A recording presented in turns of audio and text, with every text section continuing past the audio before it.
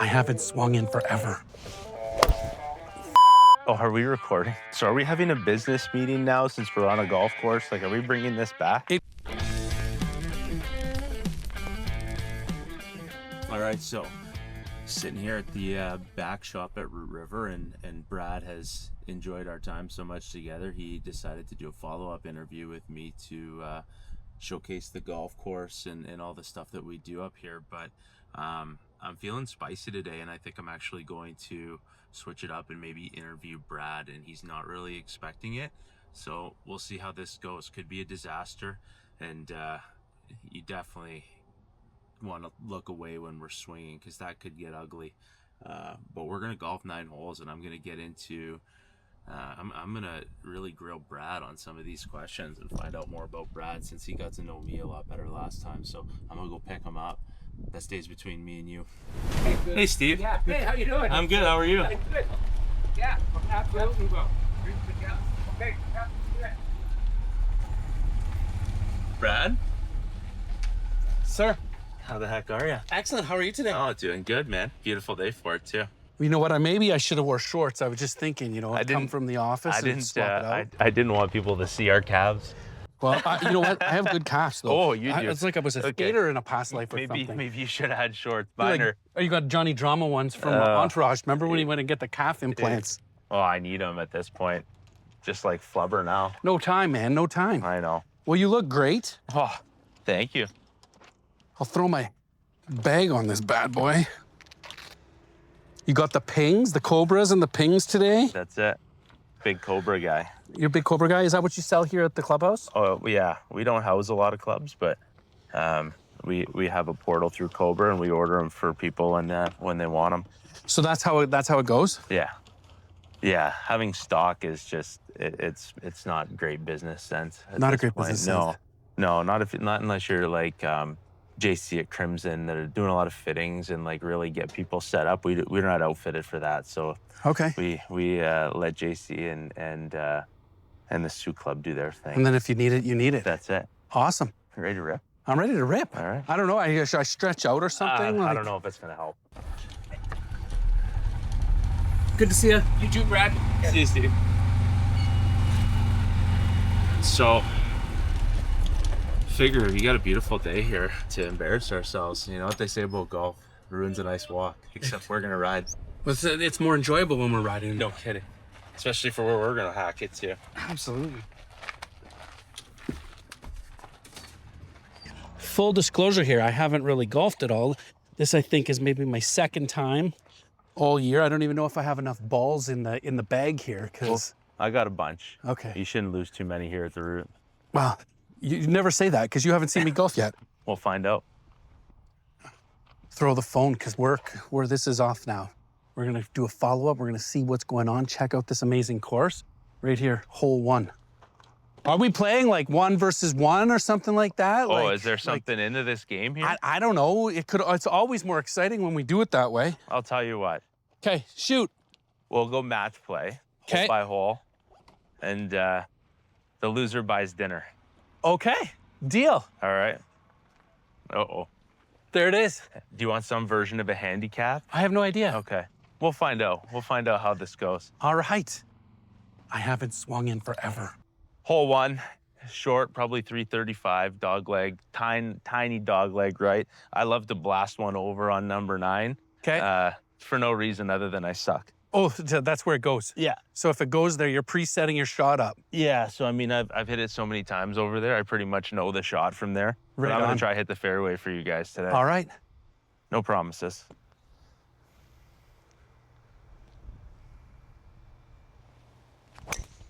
And there it goes. That's the house shot right there. Classic. There you go. First one's off the tee. Oh yeah, it went airborne. So in good golf cart, maybe I should hit mine that way too. If it makes perfect sense to, yeah. It Go would, ahead right? And flare one right like I just did. Full disclosure, guys, I have this club, and it's probably, you could look it up. I bet you it's 20 Looks years like old. a burner, arrow Yeah, burner. like an original. Yeah. And I went to get a new one. I wanted to switch to a ping, and it's $900. I'm like, When did golf get so expensive? Was I sleeping?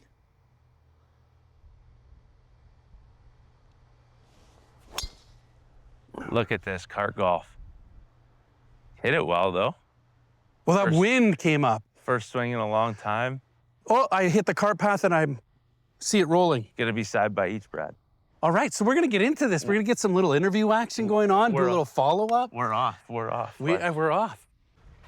Oh. So how's the course been this year? It's been dry, man. It's been really dry. So, I mean, we've had, a crazy run of about 2 months with no rainfall. I'm sure everyone's aware of that living here. We have major grub damage. Our irrigation pump, our secondary pump failed at the beginning of the year. So, I mean, we've been fighting an uphill battle, and the guys out here have been working so hard, but it's... well, the course looks great, honestly. Well, you're being kind. It looks amazing for the trials and tribulations that the guys had. It's a total, anything that looks amazing here now, it's a complete reflection of their hard work and everything they're doing to just maintain what we have until we get to the fall where we can really recover our course. Is that, no, how, again, you told us on the show, how long have you been the owner now? Since 2021. So this has been the hardest summer to date in terms of Mother Nature and equipment failure and everything else. And we've got some tremendous workers out here, but there's only so much they could do. We're also on a well, so we're limited to 220,000 liters a day monitored by the MOE, so we have to do well readings. So we're not unlimited, right? So it's about 15-20 minutes a hole of watering a day that we can do. Now, if you built up your own pond reserves, does that affect anything? We do have it, but the pond gets filled via the well. So, I mean, I think you'd have to tap into a new aquifer and try to get a new source of water. Okay. Anyway, we got to find out who's who here. Let's see it. Cirque's on two. That's no, me. I'm not TaylorMade. That's you. You get a free drop. At least you're in the wide open. I'm in the wild. I'm in the open. I'm a little handcuffed here. There it is, right there. Oh boy. I better get this up quick, eh? So will your new development, will that help take some of the water issues? Will you get more access by doing the development, maybe I don't build think in? so. I think that well is independent of the other ones. The other development is all along that space where the driving range is. Okay. And then around number 8 and towards 4th line. Oh, well, you have to show us as we make our way there. Yeah, I mean, this will be the one shot you see of most of it. The rest is kind of buried in the back. Let's see what I got here. This got to get up quick.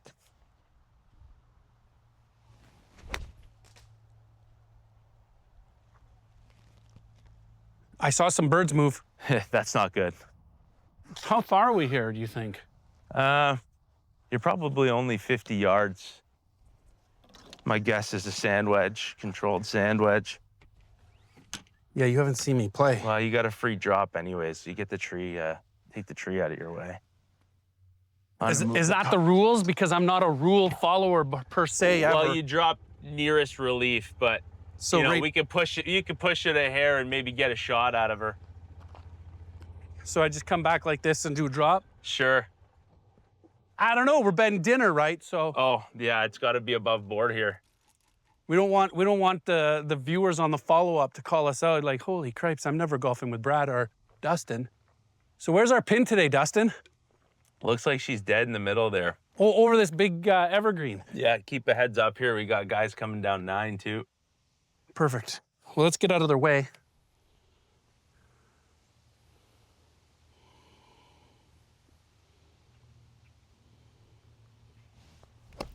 That is not what I was looking for. Good day for the beach, I guess. I'm tearing up your course. It's fine. Totally fine. We're doing the best we can here.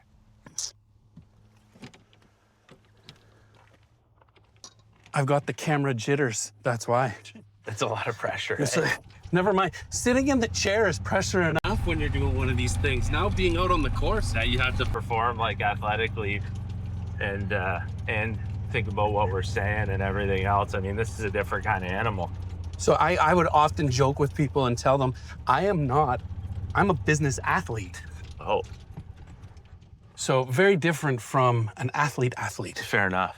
This is meant for deals more so than, you know, performance.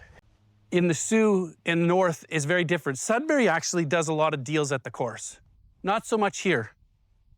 So what do you think I got to do here, Dustin? Since That's you got a tough one. chainsaw? Yeah, get rid of this tree and then hit one straight. I think anywhere on the green be a great shot.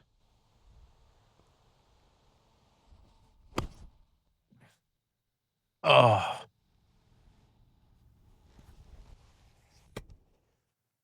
Could have been good.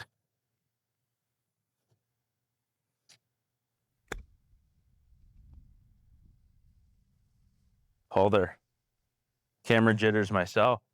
That, and I'm not very good. All right, I'm gonna pull the cart over to the path and I'll bring your putter for you, Please, sir. appreciate that.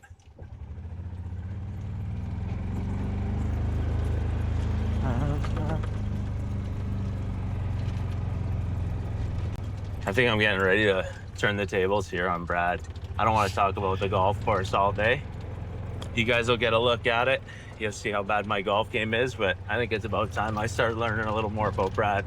You know what? If you got time, fix another one. I always look for it. If we all fix a couple ball marks every time we're on the green, these things will stay nice and fresh for everybody. What are these little beetles on the ground? Those are the Japanese beetles, and that's what becomes the grubs that eat the grass. So those things are what's killing our golf course. Okay. Yeah. They're everywhere. Are they an invasive species? I have no idea. Invasive. All I know is they eat the roots of our, in grub form, they eat the roots of the grass and cause some havoc. Think I'm further, eh? Yeah, I give her.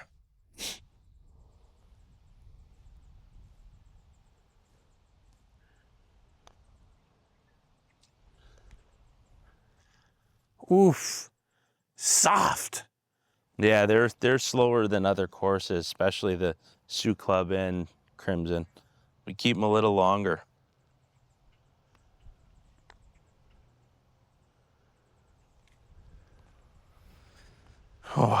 See, I would expect you with your earbuds in, sitting out on like number 9 or something, with a putter from your house, just going out and practicing. Yeah, I mean, even when I was better than I am now, I didn't really practice. Good finish here, though. I had a hot start bogey. What is this? Par 4.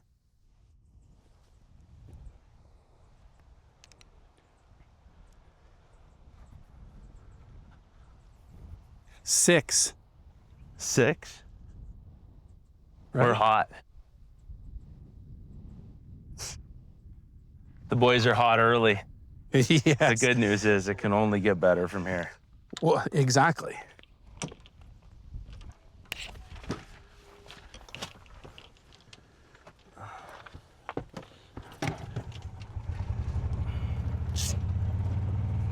We could sit there and chat while these other guys play through too. That works. Do you want to buy a minute? Yeah, let's do that. We don't want to hold anyone up on the course today, No, so we'll be all right. they're a twosome. So Anyway, on top of your bad start, I have more bad news for you. okay. I know you're trying to get an interview out of me out here, but you've spent a couple of hours with me now multiple times, and all we've done is talk about me, and it's time to talk about you. The story is you. No, this is just my place, but it's my turn to ask a couple of questions. I want to know who I'm hanging out with. Okay. Well. So since this is mostly, sorry, I'm plugging in our beautiful scores. Yes. Since this is mostly business talk, and business is a big part of our lives, I think maybe you should tell us where you began. Brad Gregorini, business extraordinaire. Oh well, I so wouldn't to know. speak. I wouldn't know about extraordinaire, but I will tell you that. Geez, you're throwing me off. Hey, coming in hot here. Coming in hot. This wasn't a fresh interview. This wasn't what I had on the docket. So and your mind is full of what you're actually going to do. If you're like me at all, you're thinking all day about all the things you're going to ask and how it's going to go, and now Now it's out the Now it's out the cart. No, yeah. It's not even out the window. It's out the cart. Who is Brad Gregorini? Well, I just recently turned 47. I sold my companies about 3 years ago now. I had enough. So when I say I had enough, I love business and the art of business. And so I'll rewind you. Are we going to follow kind of how Connected North goes? Man, the world's your oyster out here. I mean, it's just a couple of dudes on a golf course, so we can bounce around. We can start at the beginning. I mean, you gotta. So I came from an entrepreneurial family.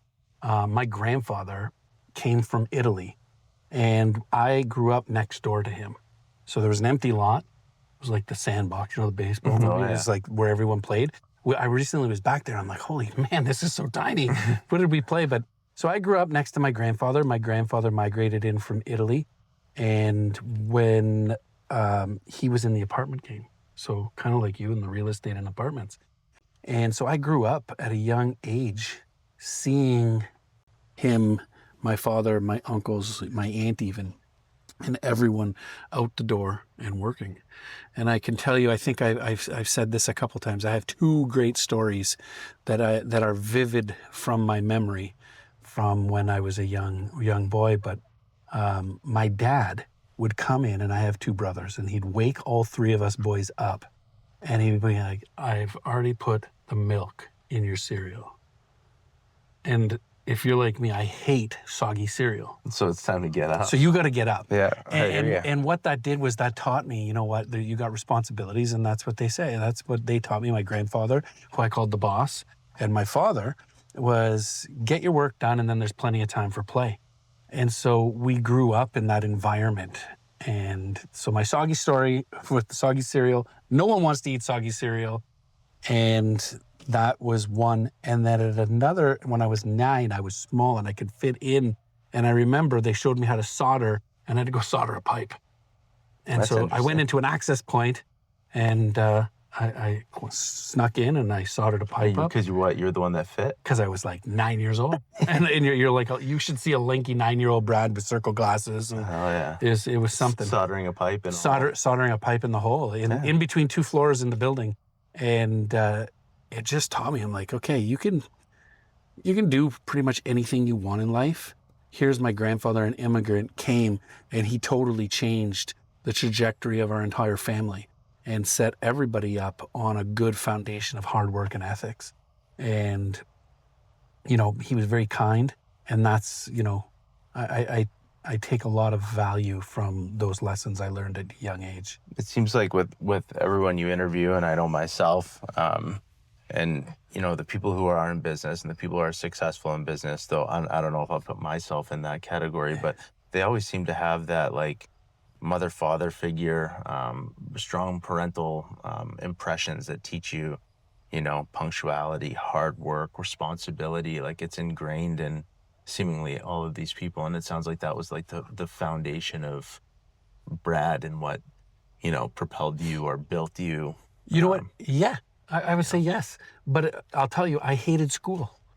I loved going to school. I hated doing the class part of school. All classes or some classes? No, pretty much all classes. I mean, I think if I looked back into my report cards, in later years, I did well in marketing, law, history, and then everything else. Things you're interested in. Gym, and of course you take a shop.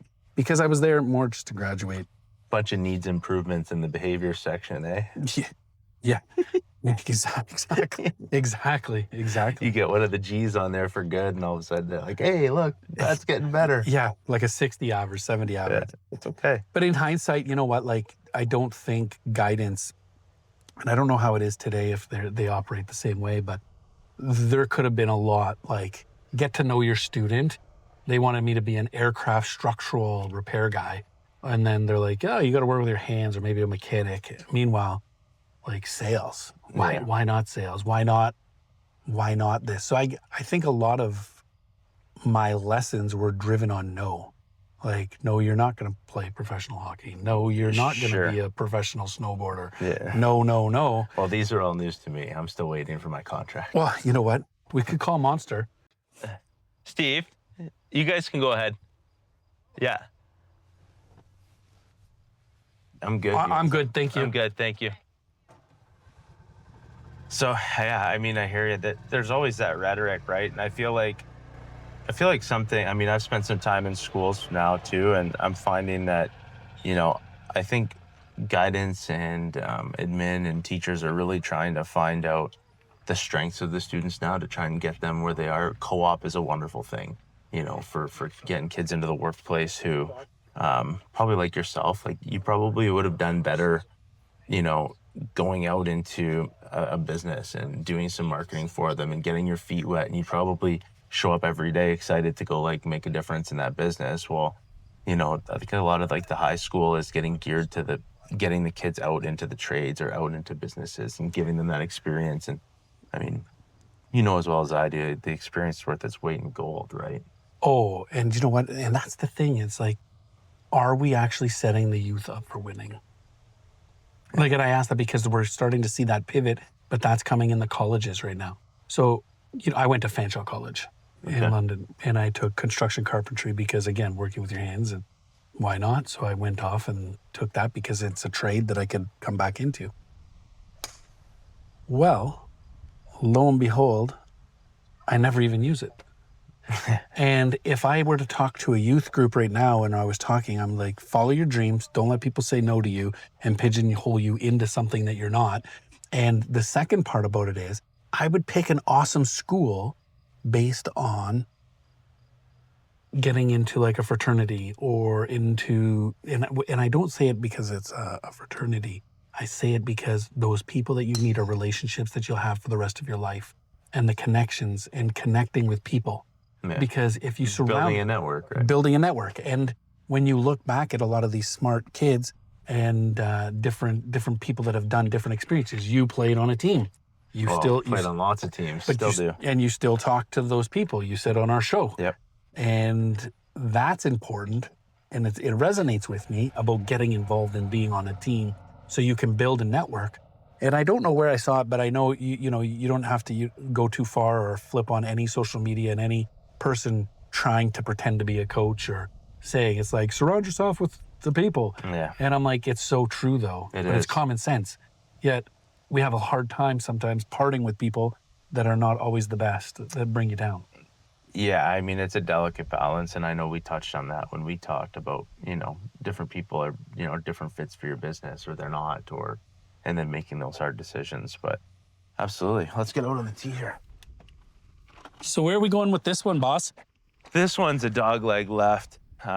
Usually I don't hit driver, but since we're just letting it hang here, I'll hit driver. You've already won the hole, so you're up already. So it looks like... Up one. You're up one. That's okay. It was a bit of a gift from you. I did not hit the ball very well. So, Brad Gagarini. Yes. Right? Grandfather. Moved over. Set the right example. Was in properties. Your first, I don't know, call it, let's not dip into Future Shop days because we're both Future Shop guys. Future Shop is an important part, though. And if you ask me, you ask Brad, you ask Brad Jacobs, yeah. We're all Future Shop guys. And the foundation of the sale and doing business, we might have learned at Future Shop. You know what? You definitely did, because there's structure. And I mean, I don't think they talk about it enough. Like, this is the structure. It's just part of the culture, and this is what you do. The morning meetings, the rah-rahs, this is what our target goal is. This is how you reach it. Here's some talking points. Here's your tools. And one of the most important things that I think in my life I learned, and my wife might disagree, but I learned how to be an active listener there, because part of sales or most of sales is listening to the consumer, right? Stop directing them to what they want. Let them tell you what you want, and then you guide them to the best option. Absolutely. Right? And that was like the foundation, I feel, for what we learned at Future Shop. They're always like, someone walks in, they say, I want to buy a TV. You don't go, no, this one. No, because there's 20, right? So what are you watching? Is it sports? Is it movies? Is it documentaries? Does it need to be fast moving? Back then it was plasma or LED. Are you gaming on it? Are you gaming? What's important to you? Yeah. Is there, tell me, is sound a big thing? Do you have a budget? Are we budgeting sound in it? And then you after you build that customer profile too, now they're comfortable with you, right? Now you're friends. Exactly. Actually, oddly enough, I met our camera guy at Future Shop. Well, Best Buy. There we go.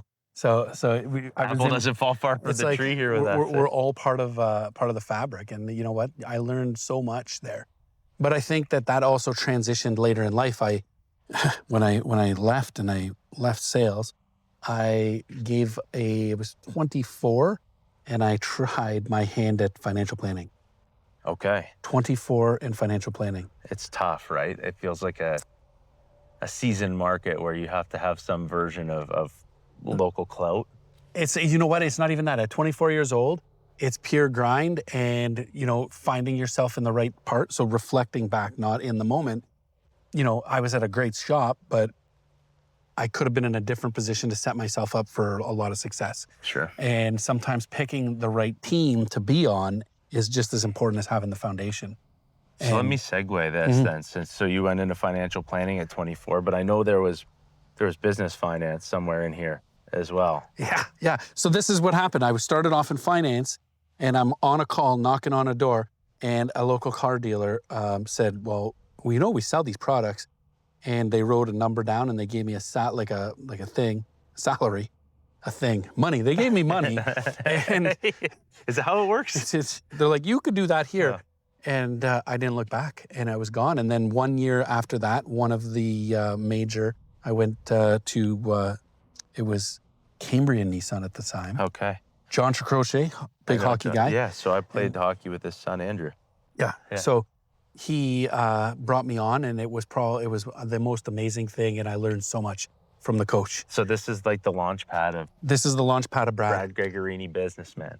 1,000%. Awesome. Okay. I'm sitting in, so you're away. I'm up. All right. Yeah, so I'm sitting in a financial office, Dustin, and I called it like this. Being the financial services manager, you're like a circus monkey. Oh. You have to perform for 20 minutes, and then you wait for the next person to bang on your glass. For the next moment to perform, right? That's it. They just call your number, and away you go. All right, let's see if I can not flare this one. Low cutter. You know what? Not great, but she'll work. She'll work. So yeah, banging on the glass is what I equated it to, and that's where I started doing trading, like stock trading. Like day trading? Day trading, but not really day trading. It was a poor attempt at it. Fair enough. I didn't do very well at it. Getting your feet wet. So, because I liked it, and that's what gave me the opportunity to get into the game of buying my first company. That's how I got the idea. Oh, Brad, there we go. Sit there. Sit there, nice. I love this cart path for some reason. You're just trying to be kind and keep the cart on the path here and not kill any more grass. There you go. Hey? That's what we'll call it. You're just being thoughtful. Actually, I'm trying to win now because there's something on the line. So, so you're at Nissan. So I'm at Nissan. So what year is Nissan? Oh, 2004, 2005. Okay. How old are you at this point? I am 24, 25 years old. Okay. So how long were you at Nissan? Like 13 years. Okay. So I sat in that office, the box. And I mean, I would say, you know what? It's hard to leave sometimes when you've built up. I was great at what I did, not to sound like that, but I was pretty decent. And when I say that, I was ranked in the top 3 of all of Canada for our dealer group and our class size. And there's measurables, right? So you can statistically see how you rank. You could pull it up and there it is. It's not like this is where we are. And so winning, when I wake up, I wanted to win, and that's it. It wasn't a job, we're gonna go in. And more importantly, I believe in everything that we did and the stuff that we offered our clients and our customers at the time. That makes going in and competing easy. And it's not, you said it, Future Shop taught us some things. It taught us to listen, it taught us to build that rapport. And I remember they had all these gimmicks, and I'm sure you've sat in and they start throwing pamphlets at you. I cleared it off, I had nothing but a notepad. And we would talk. Why are you, I would listen, and then I would offer a solution to the issues that they were having. Yeah. It's that simple. It wasn't rocket science, and it you know what? worked. People end up loving you for it when you take proper care of them, and then there's repeat business, and then word gets out, and I'm sure people who did business with you after probably knew you from some of your business dealings at Nissan. Like, just seems to be the way the world works. And don't get me, like the coach, John, he was awesome and like learned so much from that man. So I was going to ask you, so, you know, every stop we go to, you know, on our career path, right? Is there a person or persons at Nissan that really changed the trajectory of Brad Gregorini, the businessman? Was there someone or a group of people or some names you want to give a shout out to, like someone who taught you some like foundational lessons that you kept with you? Yeah, look, John would have been there. My family, obviously, my dad, you know, and that started at the youth. And then John giving an opportunity to someone like me and showing flexibility and mentorship and talk through the problems and allowing me to move my career. Okay. And that's where it was. I mean, you know, who knows where we would have been, but that inspired me to get my own company. And that's where, but fun fact, actually, I was going to leave the dealership and go and be a police officer.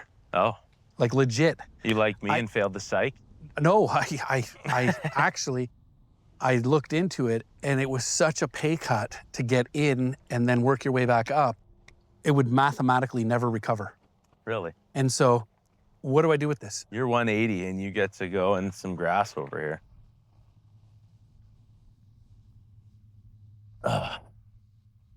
There's some burnt patches, so we never have to play off the dirt. You just roll it and give yourself a lie. Still got to make the shot. 180 yards.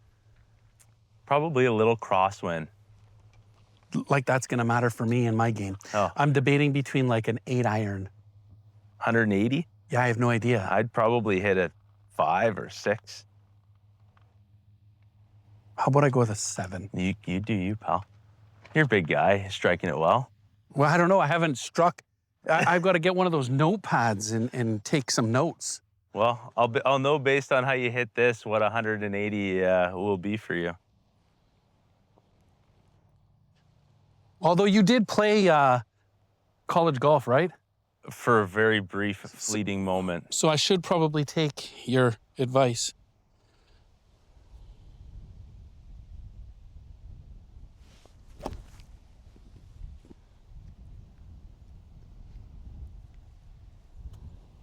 I don't know if we'll learn much from that one. I just want to buy dinner.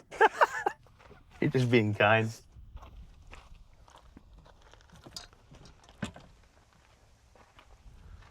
Let's see if I can do any better. No promises. So yeah, the coach would definitely be a person. You know, I learned a lot from Greg Lefebvre too when he came and joined us. Yeah. It was just the tactfulness and the way he did work and set everything up. He's young, smart, hungry, works hard. Really good guy. I'm a 140. I'm gonna hit a 9. Usually a 150 club, but it feels a little breezy. And I want to hit one.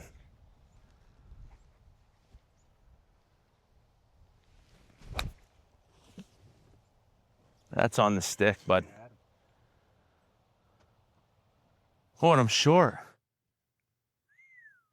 Not today for me. Not today, it said. Hey. You're trying to give me a fighting chance. Not today for me. I want to buy dinner.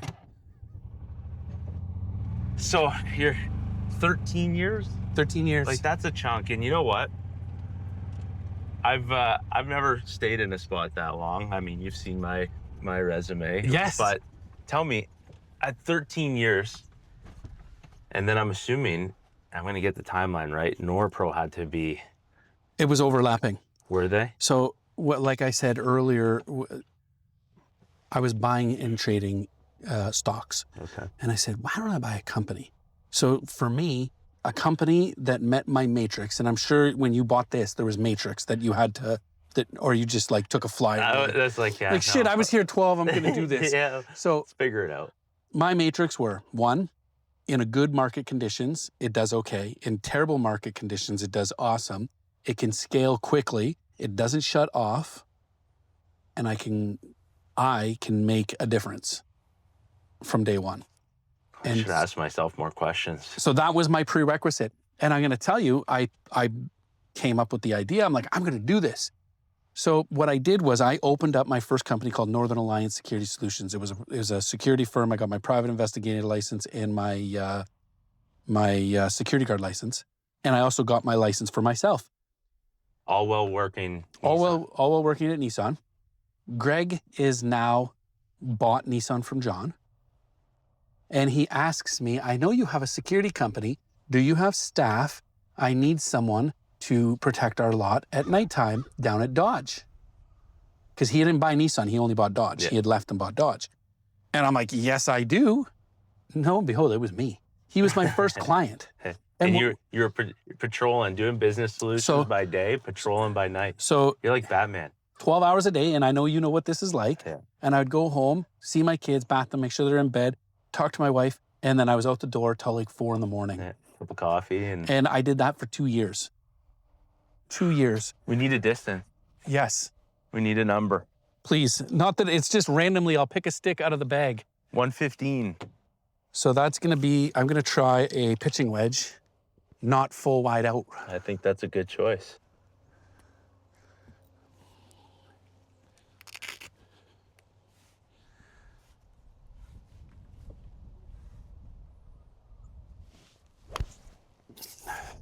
Or not. Just got to sit a little. You know what? Decent distance, pal. We're just got to get the aim dialed a little. You know what I got to do is I got to actually play a little bit more. But I like, I'm in for whatever, right? So I'm down. So yeah, I would see them in 2 years, would go by in a flash. And it was honestly the best and worst learnings of my life. And if I could go back, I would do some things differently. And I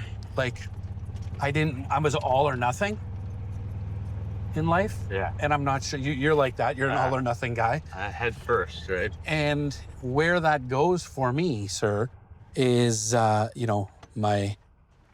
was soon on the divorce bound. Wow. And my relationship with my kids, although I have some amazing stories. Actually, if you want to hear some funny stories, I got some funny stories with like bringing my daughters with me. And like, do you remember the Dun? Yeah. Right? Before it got tore down, we would do the security for the school board. And 2 girls broke in to the Dun and they were checking out textbooks, and she was showing her friend a locker I better grab my putter, before she went to Europe. And Little trip down memory lane. memory lane, but they broke in. Alarms went off. We got called. I am on my way to a family barbecue. I've got my 3 daughters in the car because I don't have my youngest yet. And I've got them in the car. The police are there talking with our security guard. And if you remember security in the early days, they truly were the Paul Blart classic stigma. And we changed that by interactions and elevating our game in professional services. Anyways, I had a Altima because I was still working at the car dealership, sunroof. My one daughter sticks her head out the thing, is like smacks the hood, the roof. Put the bracelets on her. So I'm happy to say I've never had the bracelets on me. Not yet. not even once? I don't think so, but I guess Sit down. a lack of memory from it could mean it's happened. Typically the state you get the bracelets on.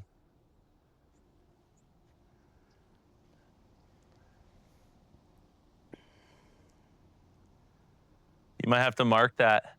Sorry. It's okay. I don't even have something in my pocket to mark. I was gonna plan on trying to go around it, but I'm a horrible putter. You'll see that over the next couple of holes. And I don't know if I can go around that. Okay, well, at least you have a marker. I don't even have that. We'll get you one in the pro shop after the round. Nice route one.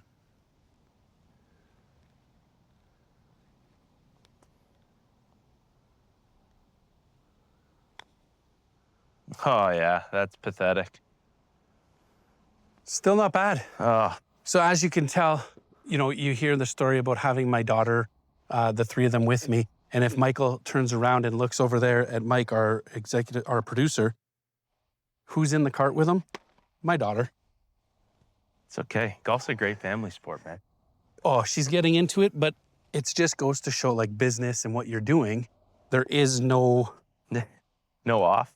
like, it's like, okay, we're going to do this. And, you know, when we had the opportunity to come out to the route, I'm not going to pass that up, but. Well, that's appreciated. Plus, I know the interview isn't going as planned, but I think that's what threw me off is this interview. that's messing up both our golf games. No, it's messing mine up. Wow. I mean, I got a short putt here for par, and we'll see if we can convert, but this is a pathetic birdie attempt. I'm still 5 feet away. Wasn't even close.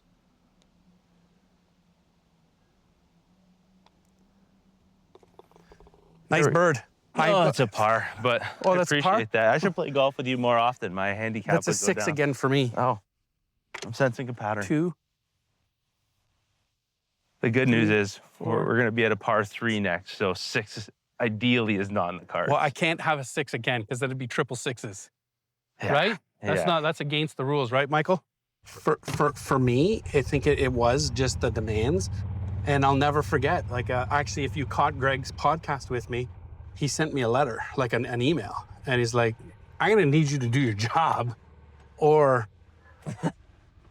I'll say, is that one mine? I think that was mine. Oh, look at He's that. trying to wear my glove. He's trying to wear my glove. See, I'm gonna rub off his good luck. No, I needed some help. I thought But, that was good luck.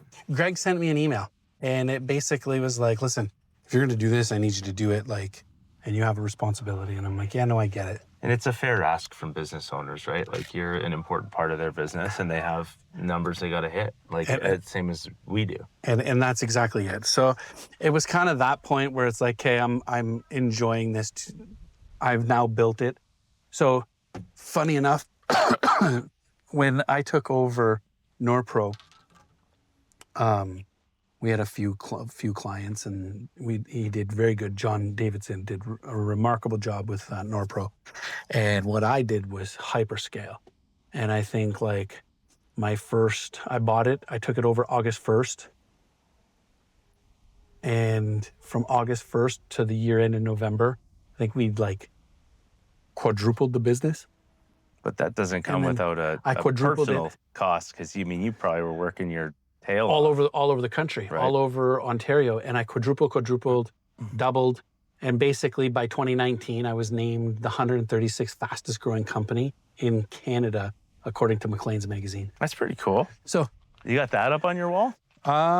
actually, I think it's in the green room, Hey. one of the magazines that we were in. Pretty cool. So- we're at a 155, hair downwind. I'm gonna hit a 9, which is my 150 club. Hopefully, you get a little lucky. Pin looks like it's at the back. As you He can see, probably set these pins up for himself, just so you know. yeah, in all my favorite places. Wish me luck, pal. Yeah, it's short. Terrible. Who? Wow. This has been a roller coaster so far. A real burner we're having here. No kidding. I've never seen my golf swing on camera before, so this is gonna be something else.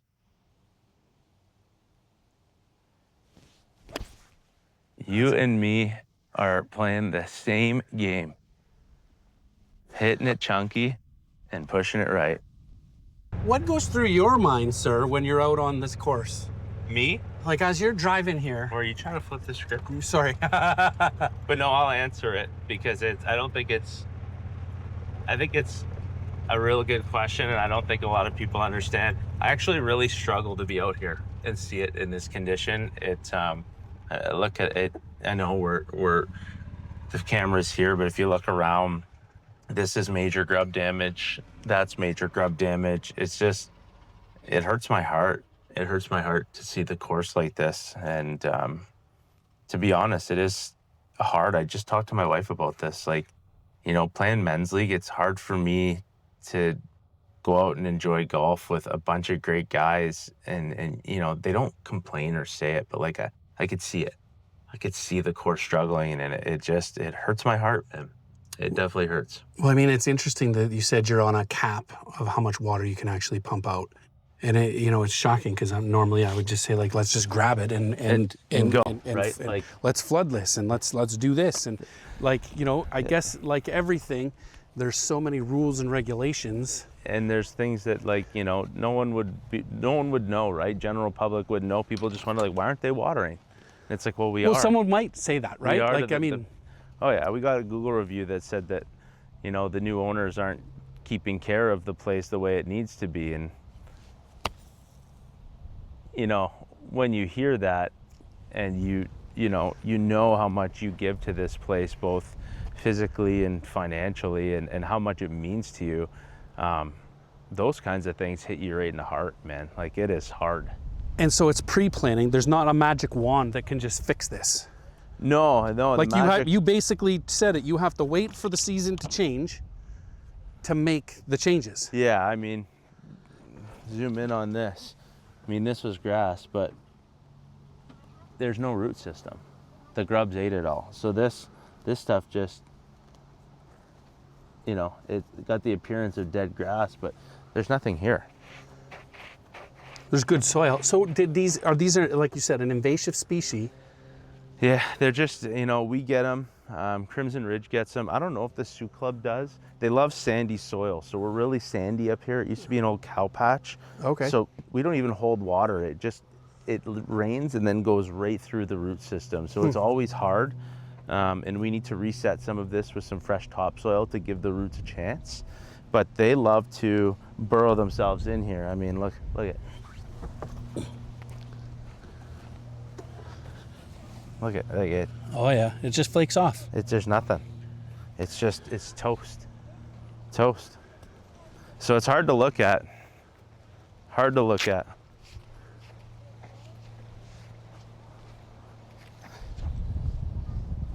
See, I'm in a really wonderfully grubbed area here. Well, you can move it. No, I'm gonna play it right from here. Tree's in the way. If I move it, it's a bit of an advantage. I'm just gonna try and hit a bump up there and see what happens. Oh, a couple big hops, didn't quite get enough. So yeah, this is a struggle, and as we go through the holes, you'll start to see more and more areas. I mean, I don't necessarily want the camera to capture all our struggling areas, but No, but you know what? The more he looks around, the more you'll see they're everywhere. But it's good. It's good for everyone to get this, and I hope we get a lot of viewers on this so they understand actually what's going on. Yeah, it's a vicious cycle, right? I mean, all of these upgrades take money, and then, if the product you're not giving them isn't worth their money to come play, then you're not taking in enough revenue to sustain or improve. So it's a vicious cycle, right? And it's nobody's problem but our own. Yep. And we're lucky enough that the public still comes out and supports us quite a bit. I think golf is down citywide by a substantial margin for... Is it really? Yeah, substantial. I mean, substantial.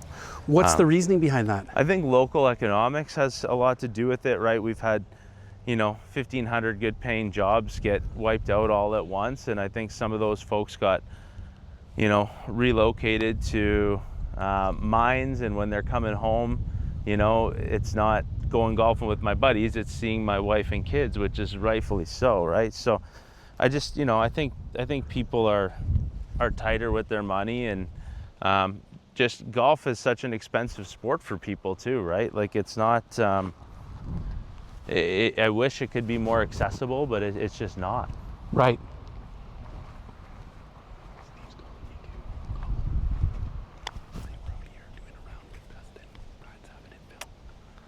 Running it by. What is it? So I know you have the Sunday deals. I should know this. How much is it for our round? I think on a regular basis, and I should know this exactly, but I try to stay out of some of this stuff and let my managers do it, because I told you I'm Let the team. You're a team guy. but I think it's 47 for 9 holes in a cart regularly. On Sundays after 2, we try to run it for $30. Okay. So you're 17 bucks off. It was a gap in, I mean, we're very busy during the week, but the weekends were tough. And so we just tried to make it more accessible while filling in some gaps for ourselves. Yep. And so that's what we came up with, and it's been successful, I think. We've had a lot of new faces, which is amazing. A couple of stragglers here. Someone's gonna be looking for those. Yeah, 2 clubs too, 9 and a wedge. Hard to play without 2 clubs like that.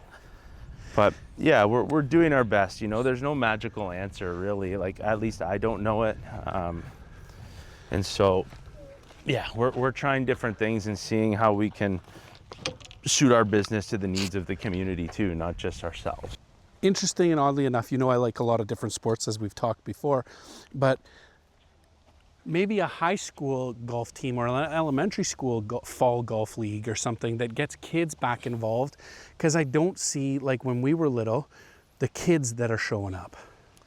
Yeah, and the kids are a unique customer base because, you know, parents are expecting to pay a very discounted price for their kids, but they also want their kids to be here all day long playing, and it's very difficult to manage the expectation with, you know, kind of financial reality. And when you're really packed, like, a young guy has to know how to keep pace and Right. and know a lot of golf etiquette, but there is room for them to learn, and it's a fantastic place for a young kid to be hanging around. I know I did, right? Exactly. Like, that's all I did. And people were great for me up here. Oh my goodness. Brad, I am... You're giving me that one, aren't you? Oof. Probably not, because see, now in true golf etiquette form, I should follow you into there. No, just hit one right over the trees and let her cut in, pal. Show me how.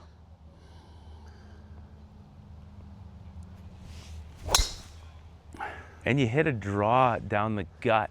Isn't that what you're supposed to do? Oh yeah. Wow, that's a bomb too. Wait till you see that one. Not mine. Cut mine. He's too kind. So you get in an Pro. Greg's is like, hey Brad, you're too busy everywhere. You got to figure this out. And history tells me you've figured it out. Yeah, I went all in. I went all in, and then you know what? I quickly realized I had a great team around me, and then I quickly escalated because I seen where the problems were coming. So from Norpro, I acquired Unique Data Systems. It's an IT company because heavily into technology. So I was always trying to get ahead of the curve, but the problem here, team, finding Northern Ontario, surrounding yourself with the right people, and I had a lot of great people, but we just needed some different recipes. Sure. Like anything else. I think that, you know, the lessons in my little nightstand book would be, well, don't scale so fast, Brad. Stick it out and work one problem at a time and then grow. I thought that was it. That's not it. It's a leaf. No, so this spot is pretty scraped up, but we had a lot. See all the rock on the top? Yep. So it wasn't growing grass, and I decided I'd take an excavator out here and start to scrape off the top, and I kept scraping and kept finding more and more rock. And so Now you got an Arizona. Yeah, now I made a big mess, but we're getting topsoil in there. We've already brought in 6 or 7 loads of topsoil. Gonna get a couple more. Scrape her out and get her all set up. Right on. That's a beauty. So yeah, I mean, there's more cleanup. We bought a hydro seeder, which we're hopeful will help fix some of our problems, I would think. But again, we got to wait till the summer is over. Oh yeah. So the season ends for you when, like October-ish? Usually Thanksgiving weekend, and we start to shut her down. And I think we gotta give ourselves some time to really recover here this year. Wow, nice shot.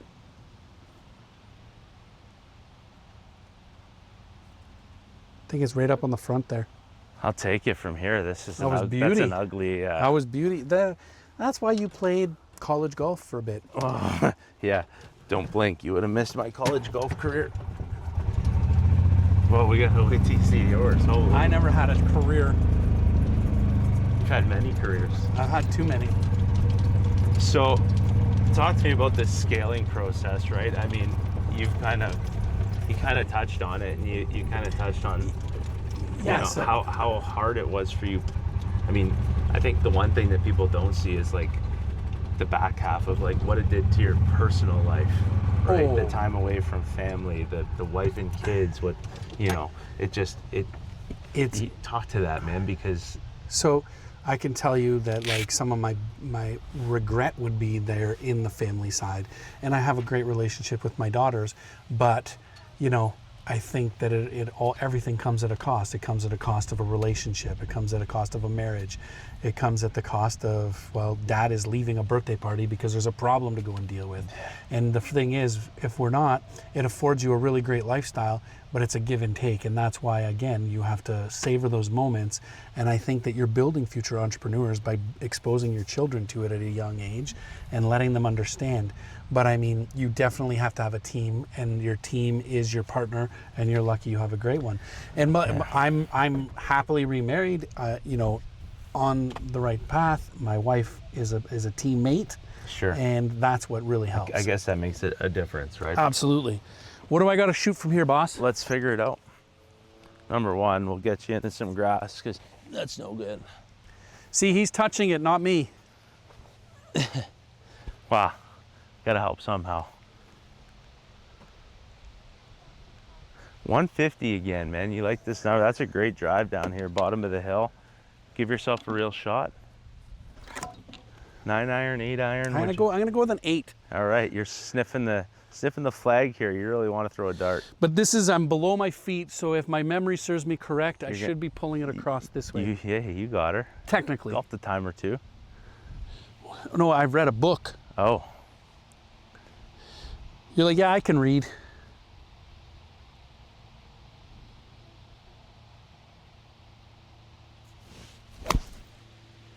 and No. you pushed it. Hit it well though. Hit it on the number, and the feet let you down. I thought I was gonna cut I across. thought so too. Wind's going that way. Everything. Feet were downhill. I'd chalk that up to bad luck more than anything. That's the story of my game. Hey. My game is all luck. So then I talk about it, right? Like, you can have regrets or you can take them as lessons. Did you learn some really difficult lessons to take with you? Some costly lessons that you reflect back on, and it changes the outcome for a lot of people. And you're right, I don't regret it because it has afforded a certain lifestyle, and that's what I tell a lot of entrepreneurs. A business is not a career, it's not a job, it's a lifestyle. You have to live it. And we're here on a mid-afternoon. Today I think is Monday, and we're getting to do a golf and talk business. Yeah. And that's what I am enjoying about the business. It takes you and it gets you opportunities. But I think that for the common average person out there doesn't understand that a dinner out every night or traveling is not all that it's cracked up to be. No. And I really hope that people understand that. And there's people that need to be out there, they need to be grinding, they need to be doing it. And that way, when you're at home, I think it's being present, putting your phone away now, being in the moment. So how did you become balanced? Are there like habits? I didn't. I was going to burn out. I sold all my companies. Okay, so you never found balance until you hit eject. And now, like, part of hitting eject is the best part about doing that, sir, is I'm ready. My mitt is open and I am ready for the next opportunity.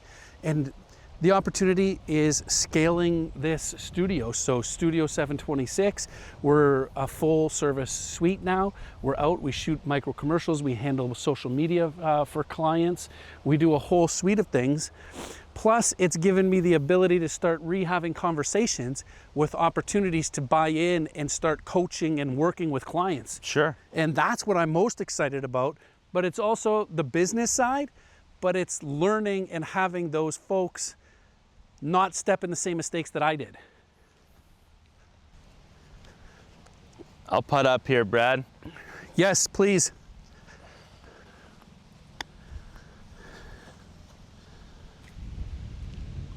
Gotta skate, baby. I am just leaving myself a mess for pars here. Couple of holes, but we got them.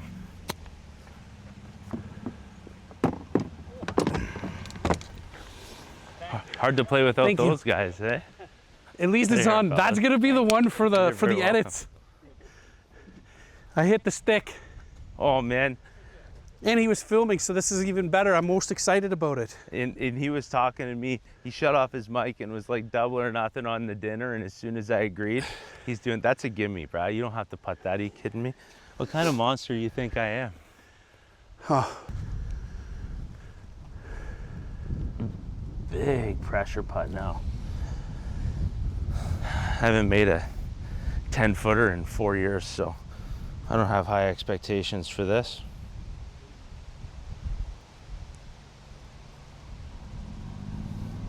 Brad, hold out for par already. And I left it short. it's okay. I had 5 because I duffed my. Yeah, but you know what? This is a hard hole. I think this is a handicap hole. I think you win this one. Yeah, this is the gimme one. Yeah, well, in men's league, you either get a stroke if you have a lower handicap than a guy you're playing against. You get a stroke on 4 or 8. So usually 4 is like a stroke giver. Okay, there you go. I think it's only fair. I mean, now the match is I appreciate it. now the match is only 1 up, and we're getting into the heart of the course here. All right. So talk about.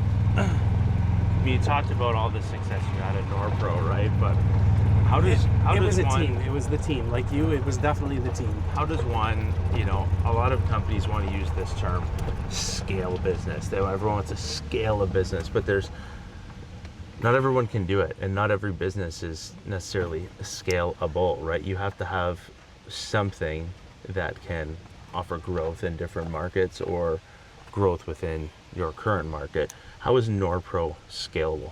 Well, Norpro's scalable, one, because there's no, you are stuck to your golf course. Yeah. This is it. Norpro is flexible. We moved into sectors. So we were in the government sectors, schools, education, healthcare, like government work. Then we moved over into loss prevention, and we built out a loss prevention team that was across everywhere. So data is the key driver behind it, because now we have a database. It's private, it's logging things. And then we moved into the industrial sector. So into mining and like big project driven security, because security is your number one thing that health and safety, security, they all report in. So having the ability to protect assets and drive things and allow your client to have data driven solutions. And that was kind of how we grew so much, is because we weren't just providing security. We're not just a check in the box. I'm going to give you something for it. Nice. That's interesting. So that's how that scaled. And then I think you can't scale without the right culture. First, you need the culture. You need processes, how things are done. From there, hit your ball and I.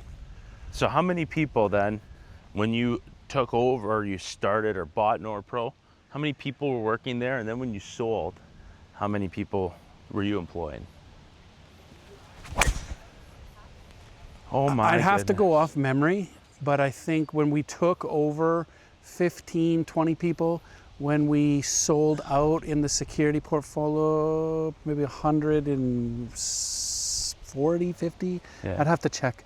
Like, I mean, I know across peaks, we were, way up there, north of 200, 250 in staffing across our divisions. And that would change based on contractual needs? Contractual needs, and honestly, finding people, that was our problem. Like, everyone, finding people. And before, so I'll say finding people. When I took over, it was awesome because it was just in that peak change. Law enforcement, corrections, all of these centers had mass exodus of staff So they needed bodies. Back in the day, think of some of your friends that maybe are in service. They came in, they worked for Norpro, or they worked for a company like mine, and then they put in their time. They were 25, 26, got some maturity, and they went in to be a police officer or corrections or customs. Oh, you're pounding it. So now, those services are so... Here you go, Brad. Thank you. Look at that. Piped it. Those, see, I'm getting loose. Those services are so in need of staff. The quality people that we had for that intern are now gone. Yeah. Yeah, I guess there's So it made To it, get great staff is hard. You have to get in and early, find them early, and develop them. and so we did different things, kind of like on advisory for the Law and Justice program, and then you're getting the person that maybe doesn't want to go and be a police officer. You know, we had to bring the wage up, so it's, you know, not a minimum wage job, it's a living wage job, and like, Yeah. but clients don't want to pay. Again, affordability, right? No matter what business we're in, it's the value of your service and what you need to continue to operate, and then it becomes tough for clients. we gotta make sure we don't get hit with a ball here, because I smacked one over in number 6. That you or that you? I'm gonna guess I'm up here. Oh, there's a bunch of them. There's 1, 2, 3, 4, 5. One of them's gotta be me. I'm really putting on a clinic here off the tee. If anybody watching at home wants golf lessons, I suggest To come out and get them from you. no, maybe JC though. He's pretty good. Okay. that has got the looks of me. All right, so I'm not handicap here too much with this tee shot. I mean, I still have a shot somehow. 132. Strike a nice wedge and see what happens. Have at her, sir. You're way out in the goods, so.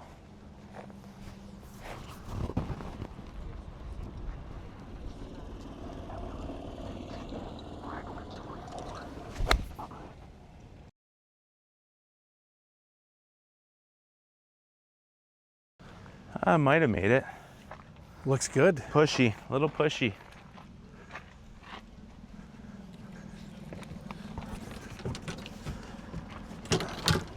Man, I really should have brushed up on my golf game if in anticipation for coming out here, eh? Well, you know what? I appreciate you didn't, because it would have just made me look atrocious. Did I roll behind your stick? Yeah. 100 on the button here, but let's get a laser so we know exactly what we got to work with.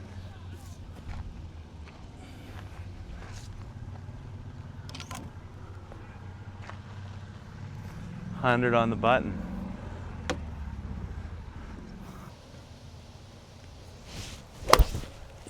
Me. I put that into your bush. Wow. Get a reload here. What a shame. Pipe the drive. 100 yards, definitely not your pitching wedge. We've learned this now. You see that? That's a hard lesson to learn. Yeah, write that down. So this will be now shooting 4 from here, yes? Let's call it like a friend mulligan, maybe. No, we can't keep doing that. Well, listen, we'll talk about it.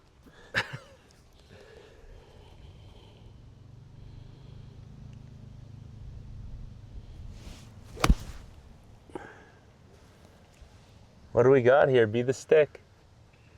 That looks awfully good. 52. 52 is the one. 100 yards is the 52 degree. I should see this where I need my notepad. Yeah. Well, I've got it now. Okay. Yeah. I've dialed it. I've got it. I'm trying to keep notes here mentally. Don't have a lot of space. It's hard switching. Yeah. Oh yeah. Oh yeah. Nice Look at shot. both of you. Yeah. Both of you. Both of your shots are fantastic. Yeah. Well, I only hit one. You hit the other. See, that was the stick. I mean, you'd be sniffing a birdie right here had you known. Had you played more golf. Had I known that a pitching wedge goes 120 yards when you properly hit it. Had you been a proper entrepreneur and played golf 5 times a week? So that's a thing. So I think that's where we need to actually revitalize that part of the game up north. And as I said, like you go to Sudbury, like Ottawa and Timberwolf, like they're packed. Golf's great. People are even paying deposits, like to like, what do you call it? The initiation fees. Oh God, I'd never up here, never. But yeah, I mean, there's a lot of courses that funds all of their improvements, their development, right? Like, you know, whereas me, I see the property development as an opportunity for me to help the golf course improve, right? Because it'll certainly help generate different revenues for us. And my goal is to make this course as nice as humanly possible with what we have up here, and not change it too much. So I know we talked about it. So you got the development part. Yep. What else? Got my real estate license. You did? I did. Okay. Since the last time we chatted, I think. I signed up with Exit Realty. Jamie, fantastic. With Jamie Koch, a good friend of mine.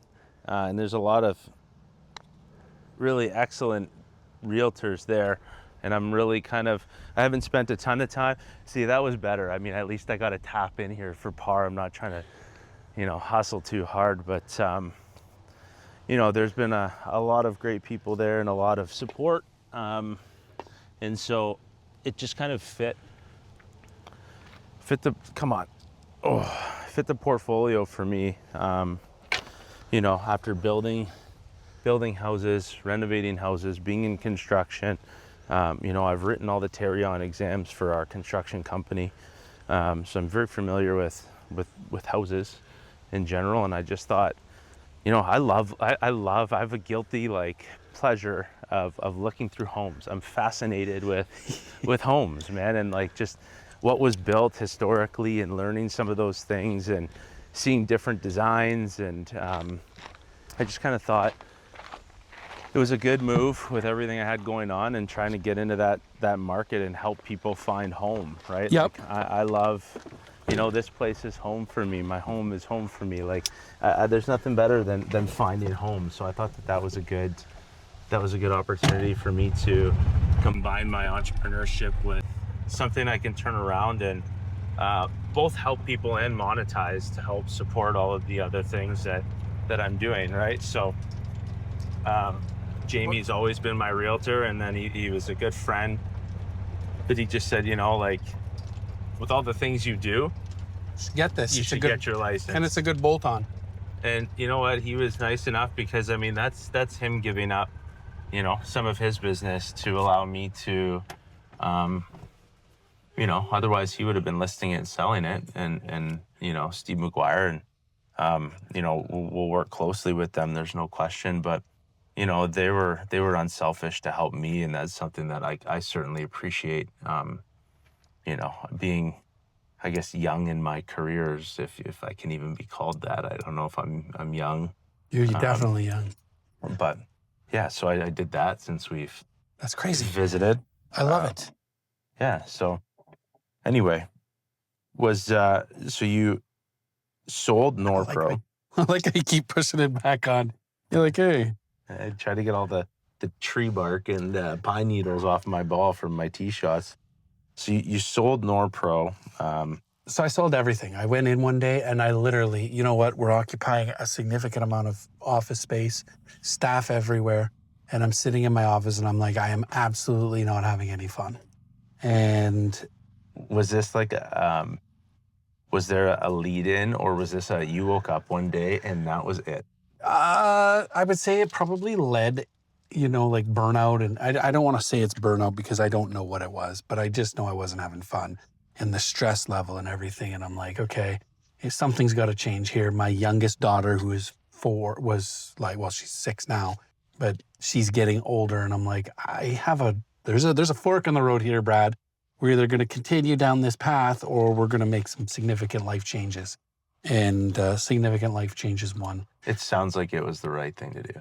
Honestly, it was and it wasn't. And so I think that I would have done some things differently.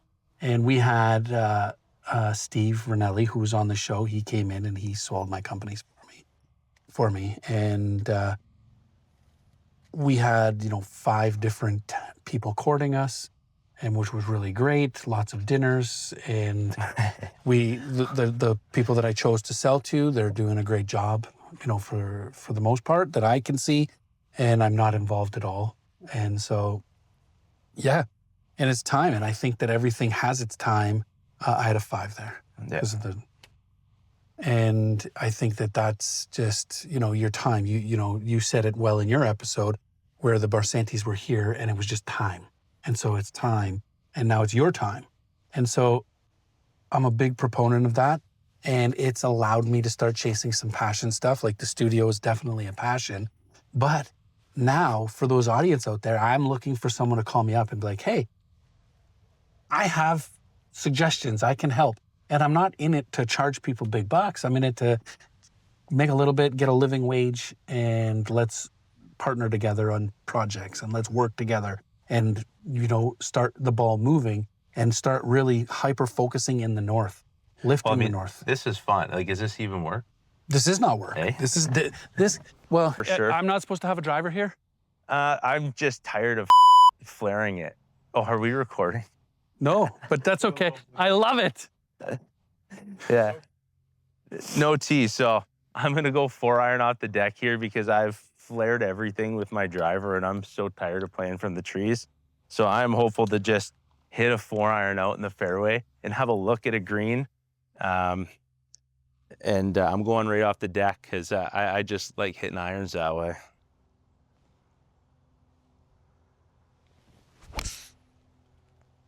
That's why.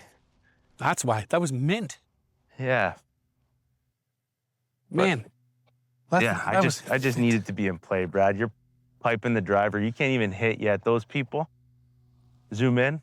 Yeah, they're in trouble with Brad the way he's striking this driver. It's just the rest of his game that's got his goat right now, but the driver's been really working, so. Well, once we get the shit dialed in. We'll have to go for a back 9. One of these times. You're still not level. Got to get, our plastic tees are bending slowly on us. They don't break until further on, but they're a lot like businessmen, right? We don't completely break, but God, do we ever bend up once in a while. Right? And that's the thing. Like, I've been to some golf courses where their tee blocks are all humped. That drives me nuts. Yeah. Is that on purpose, or? I think you build them up. Like you try to build tee blocks up so water runs off and they're healthy and there's a good buildup of topsoil and material. Okay. But I mean, certainly not all of ours are humped, very few. No, they're great. I know it's not appropriate, Brad, playing mental warfare while you're standing over a golf ball, but I have an interesting question for you. Shoot. Is there a version of Brad Gregorini who regrets leaving Nissan or selling Norpro?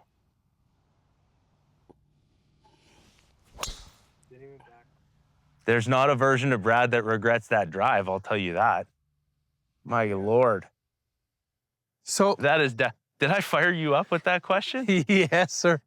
Oh, So, let me. wow. 2-part question.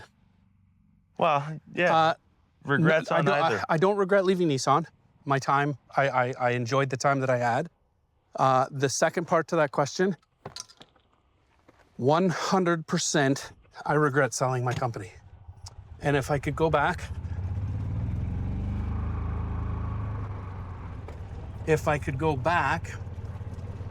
I don't think I would do the deal the same way. As in, would you structure it to stay involved, or? Structure it to stay involved, maybe bring in like a private equity group to go up and scale. Like start buying, instead of being the seller, be the buyer and buy up a team. So in your world, it's like how you bought the other development. How would that stop your burnout when you went and sat in that chair and decided Because, something has to change? so something has to change. I'm sitting in the chair. When you buy, you're buying other entrepreneurs. You're buying a team. And so I'm not the only person. I hear it time and time again with people. They're like, oh, I just had to sell because I had enough. Well, I didn't have the vision for an out without me leaving. Sure. It And- was sale or nothing, and there's actually and- other solutions. And there's actually other solutions. And then it was like, you know, I was going to do different things. And now I am doing different things, but wishing, and it's starting from zero and scaling is way harder than having a company in scaling or a footprint. So Norpro is the one that got away a hair. Maybe that's a bad term, but you know, maybe there's a version where you do things differently. There's definitely, I mean, woulda, coulda, shouldas, right? Like we always want a redo or a mulligan, as I just got a couple holes ago. And I don't think I would 100% go. I think I would do like equity buyout, like where I sell a portion of the company, maybe do an earn-in so I can mentor and stay on. Like there's instead of cold turkey, and that's what I did, a cold turkey. Well, I just did a cold turkey. I mean, my mind's in a blender right now. I'm 110. It feels like closer. Put a 52 degree away to hit a 56. I'm gonna regret it if I come short here. But let's see if I can get this out there. Oh, whoa. It's definitely short. That is a complete shank. Did you hit a grub? No. I think you hit a grub. I hope I hit I think them all. you hit a grub. I hope I hit them all. I have not shanked a ball in a long time, but I'm glad it came up on camera. You're like, whoa. Hey. It zings past him. Wow. You gotta give yourself some grass here, Brad.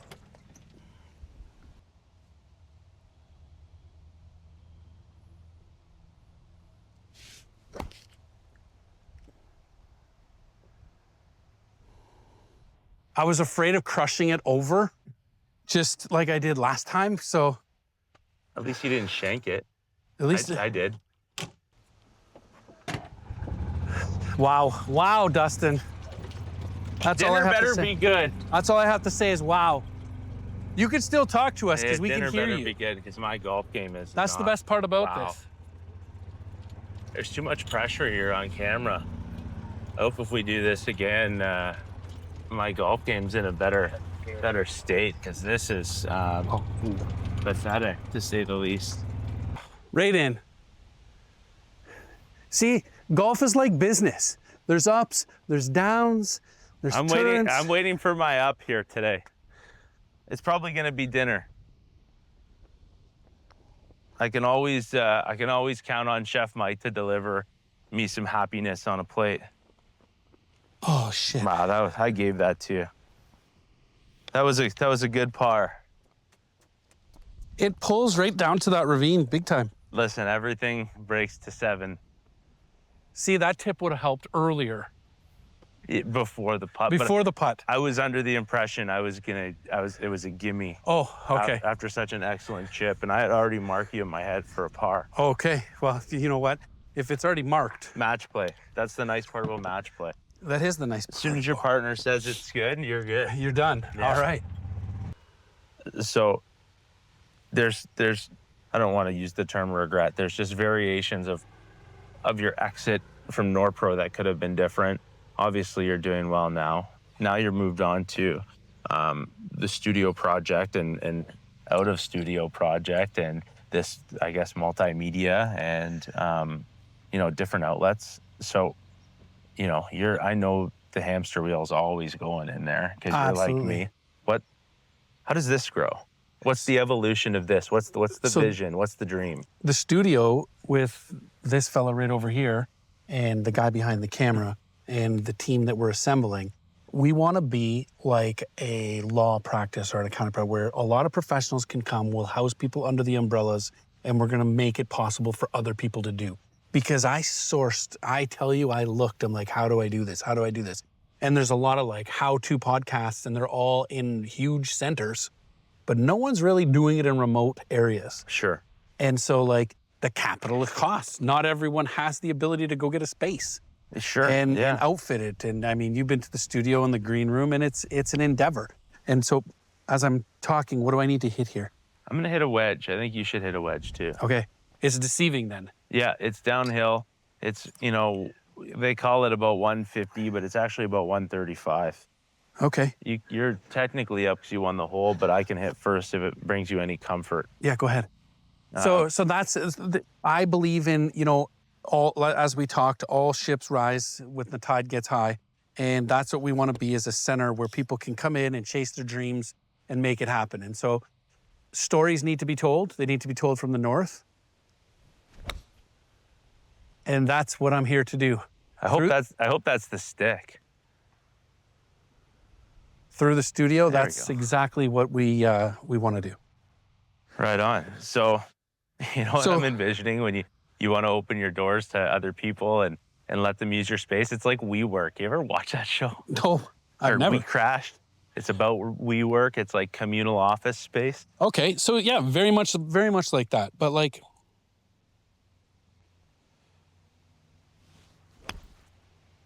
Oh, gotta go. Gotta go, friend.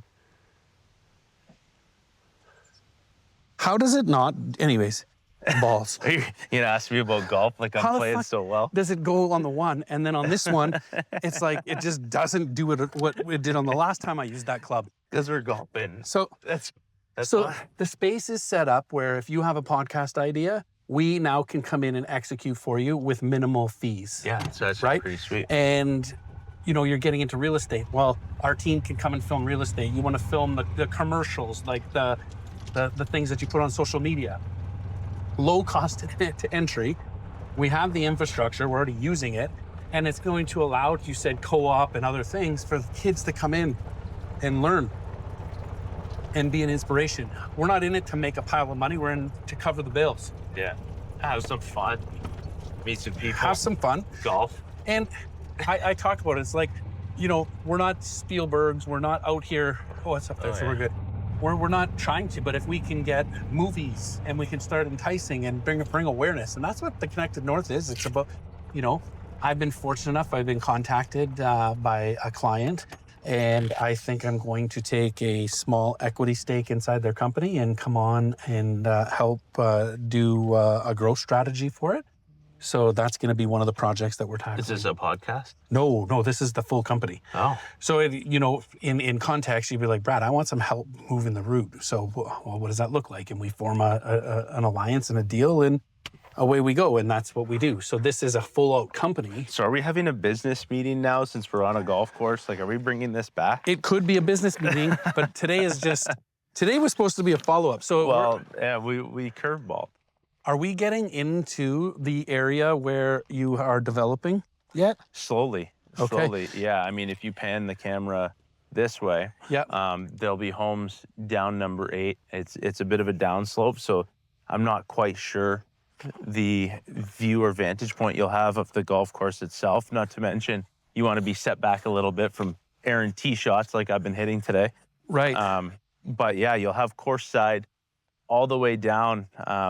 And if you actually had an aerial view of the property, there's some gorgeous, gorgeous spots in here, and it's all heavy wood. It's nice, a lot of privacy, and I think there's a real appetite for these rural estate lots. Like if you live up here on number 8, you're like 7 minutes from the business spur. You know what I Right. mean? But you're out here, living out here. And so what's the cost per square foot to build right now? Like, Oh man. you know, depending, like, let's not say, because I know you can get out of hand. It comes to what you want to appoint and finish. If I had to guess, it's anywhere between, and if you have to get super lucky with a contractor, whether that happens or not, because sometimes the cheapest isn't always the best, but I'm gonna guess it's 400 or 450, could get up to 5. It is expensive. Look at that, good roll. That's gimme, well done. So yeah, I mean, building's expensive, like anything else. I think the clientele who are looking at a multi-acre rural estate lot probably has their financing in order. Yep. And I just think that there's people who are ready to build their forever home in a forever location, right? And I think as the city expands, there's only so many of these types of settings left in the city, right? As we grow. And I think this one is a good option, and I'm hopeful that the city feels that too.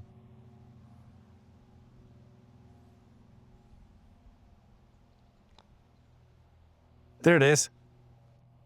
Take it away. So It had a bird. it was good. Still better than my bogue.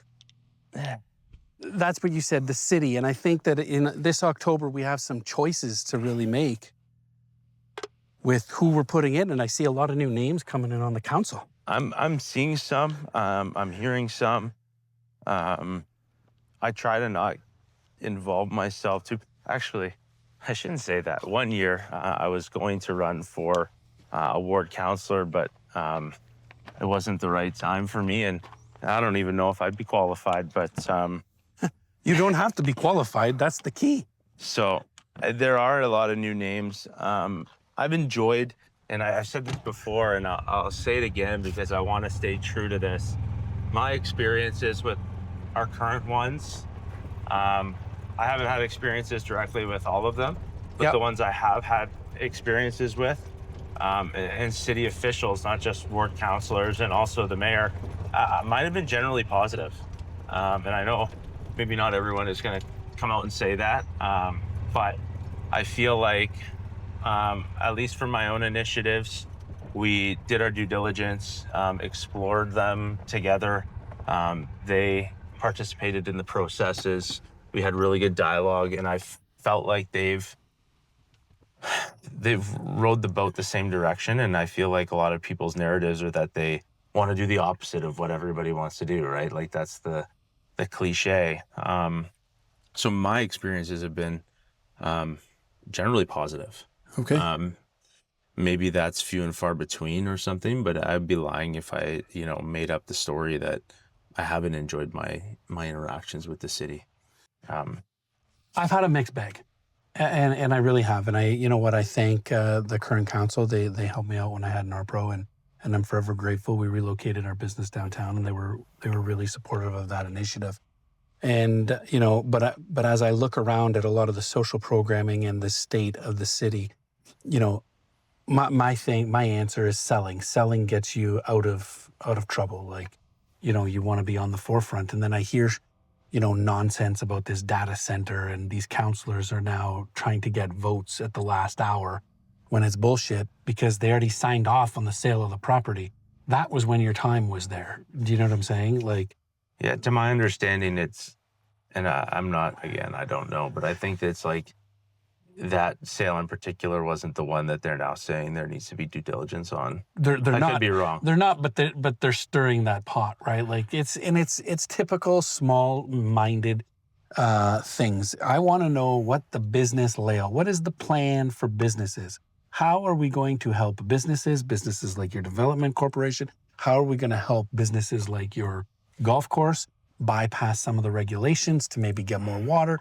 What are we doing for the people who are actually out there giving? How many people do you employ? I think Rough number. It's over 50. Right. So that's probably about 200 mouths to feed with families and support of those families. Every person has a partner or a child mostly. Yeah, I don't know if I could take too much credit for supporting. But you do. And 50 jobs is 50 jobs. If you didn't have those 50 jobs, then what? Yeah. So my point to this story is we need to get hyperactive and hyper vigilant and start really grinding on the council and these people to be forward thinkers. It's not for the moment. We need to shape. I think I said it on our podcast, but I've said it a few times, is we grew up here. You heard, we could have had this Honda plant or this plant. These places are going to go somewhere. Why not here? Yeah, part of me is wondering, and I'm not throwing stones at anybody, don't mean to do that, but you listen to both sides, and, we've lived under the steel plant and thrived under the steel plant. And let's be honest, it was never an environmentally friendly operation. And, now all of a sudden everybody's concerned about all these environment things, but then we're losing all these jobs. and then everyone's complaining that we don't do it. Like, it's almost like they counteract. They're talking out both sides of their mouth, where it's like, Right. you want jobs, but you want to worry about all these things, and you want to, you don't want this and you don't want that. And it's like, well, what business do you want to come here? Like, what suits your needs? Like, yeah, everyone would be happy if it's Costco, but like, But Costco needs customers. Costco won't come here because we don't have the people that would shop here. Yeah. We don't have enough of a draw. So the realistics, the math needs to start mathing. And that's what I really need these people to understand. And I want to get through. A vision for long-term growth. What are we doing? And great, we're talking port, but who's going to use it? What is the practicality of it? How are we going to get this? And I'm proponent for anything. I support anybody with a vision to get us to the next stage. But we need to grow our economy. I feel that. We need to start making smart choices. And hey, listen, it's the province, it's the feds, it's the municipalities, and then it's the people. So we all kind of have to work together in order to get somewhere. How are we going to do it? I recently saw one of these articles, and I'll try and reference it for the editors. But basically, it was Canadian Club Rye was in the States, and it was $18.95. The same bottle in our LCBO is $68. Well, it's taxed differently. But where's all this going? I don't have the answer to So that. anyways, it's off topic, but it makes sense of what we want to do and where we want to go. And that's the big thing. We have great decisions. We have a great city. We have a great community. And we want to highlight great opportunities. And that's pretty much it.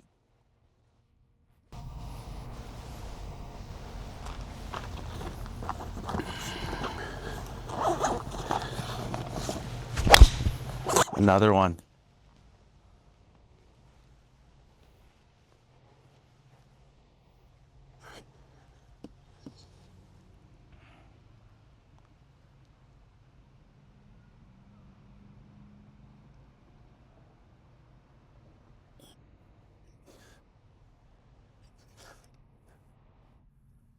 Okay.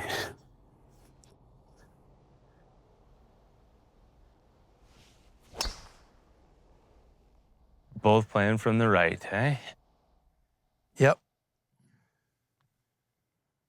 I'm just going to keep my 4-iron because I'll need it again. I should keep my driver then. You crush a 4-iron. Yeah, the one time. The other time it's distracting. Like, there's a prime example of why it's hard to play out on your own course, right? You have customers behind you flying down the gravel path. It's slamming on the brakes. And no one knows it's you. And we're constantly fixing carts at hundreds of dollars at a time. It just like no one respects I the got you. equipment. It's just, so it's hard to play at your own course, right? Because then in the middle of my swing, I'm hearing that and I'm flaring one out here, and I gotta have a little bit more mental fortitude, but some days it's hard. I thought you would have learned all that blocking out when you were on the college tour. I blocked out all right. Blocked all my tee shots out right. Oh, there I am. Right in the old fescue. What about you? Would you do it all over again? This? Yeah. Yeah, I would. So I love this place. Like, I really would. This is a difficult year, and it's really kind of testing a lot of us. And it's thick, and I'm still in trouble. I think it's testing a lot of us, even my employees, because they care so much. That's what makes them great employees. Yep. It's so I feel like I'm never alone with this, right? Between my wife and my family who's involved. Well, and it's heavily family involved. my chef and my servers and the rest of the kitchen staff. I think everyone feels this place to the same effect that I do, and I feel like that helps me not feel that alone in some of the tougher times. So I mean, yeah, I wouldn't regret it. There you are. I look forward to what's next and what can be better and what I can improve on and what everyone can improve on. I think that's the only way that we can continue to move forward and grow, is to just focus on being better every year, inside and out. I know, the restaurant does a fantastic job of continuing to update their menus and stuff like that. And I know our grounds crew is working extremely hard to kind of recover and repair all the damage that's happened in a tough year. And, the idea is hopefully once we're done the recovery period, we can do a move ahead. Right. Start gaining some ground. Yeah. What do you think? What do you think from here? Man, this is, you're almost trying to hit a punch shot anywhere up there, unless you're going to try to go over the trees, which you might be able to. So how, like, You could hit an 8-iron up and over, or you could hit a punch shot and go to the side, which I'm certainly going to have to. You going for the gold? going for the gold? Give yourself a good lie here. This is a hard enough shot without not having a good lie. Never mind.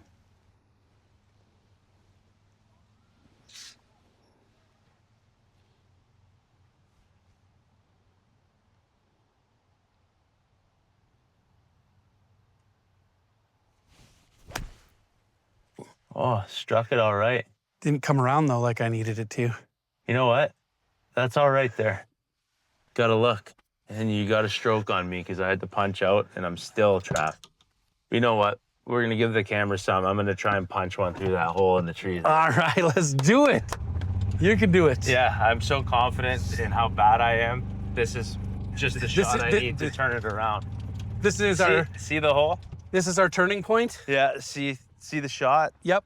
Just this one time for the camera.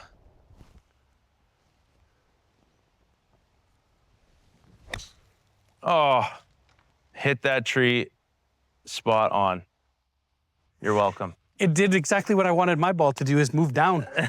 You're down below the... Yeah, that never had a chance. On next episode. On the next episode of... Yeah, don't do this. It's pretty interesting though. Like, this is, folks, this is our first one outside really the studio where we're doing some chatting, and the tables were turned, and it's exciting. I'm enjoying this. So hopefully you are too. I'm loving it. Other than, I wanted to put something better on film for my golf game, but this will do. This is good. Can't see anything. Let's just get it up there. Get in the hole. I like it. That's not so bad. Giving myself a chance to struggle all the way down 9.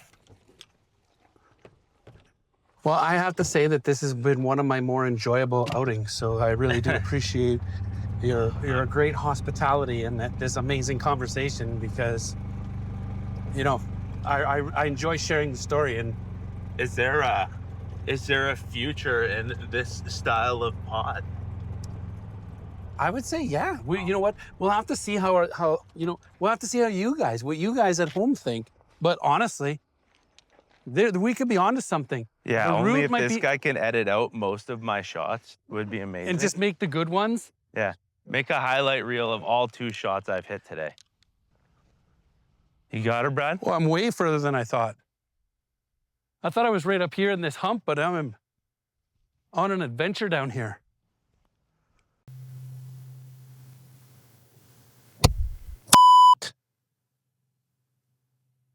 Edit that out. That might go in the blooper reel.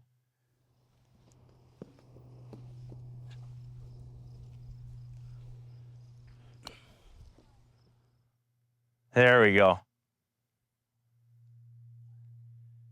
So That's what you need to do, Michael, is you need to take the swing from the first shot and then just have that roll up. The result.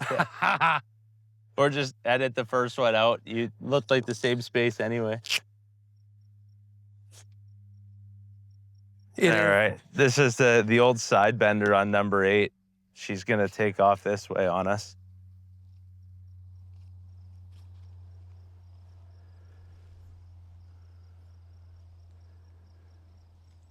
Maybe we should have brought like better golfers out here and just like rode around and let them play while we just talked. I think I'm a commentary.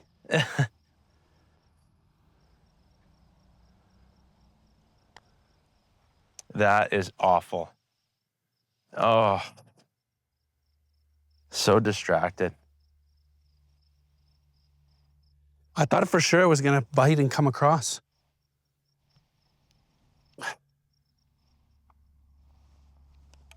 It's fitting. It's fitting.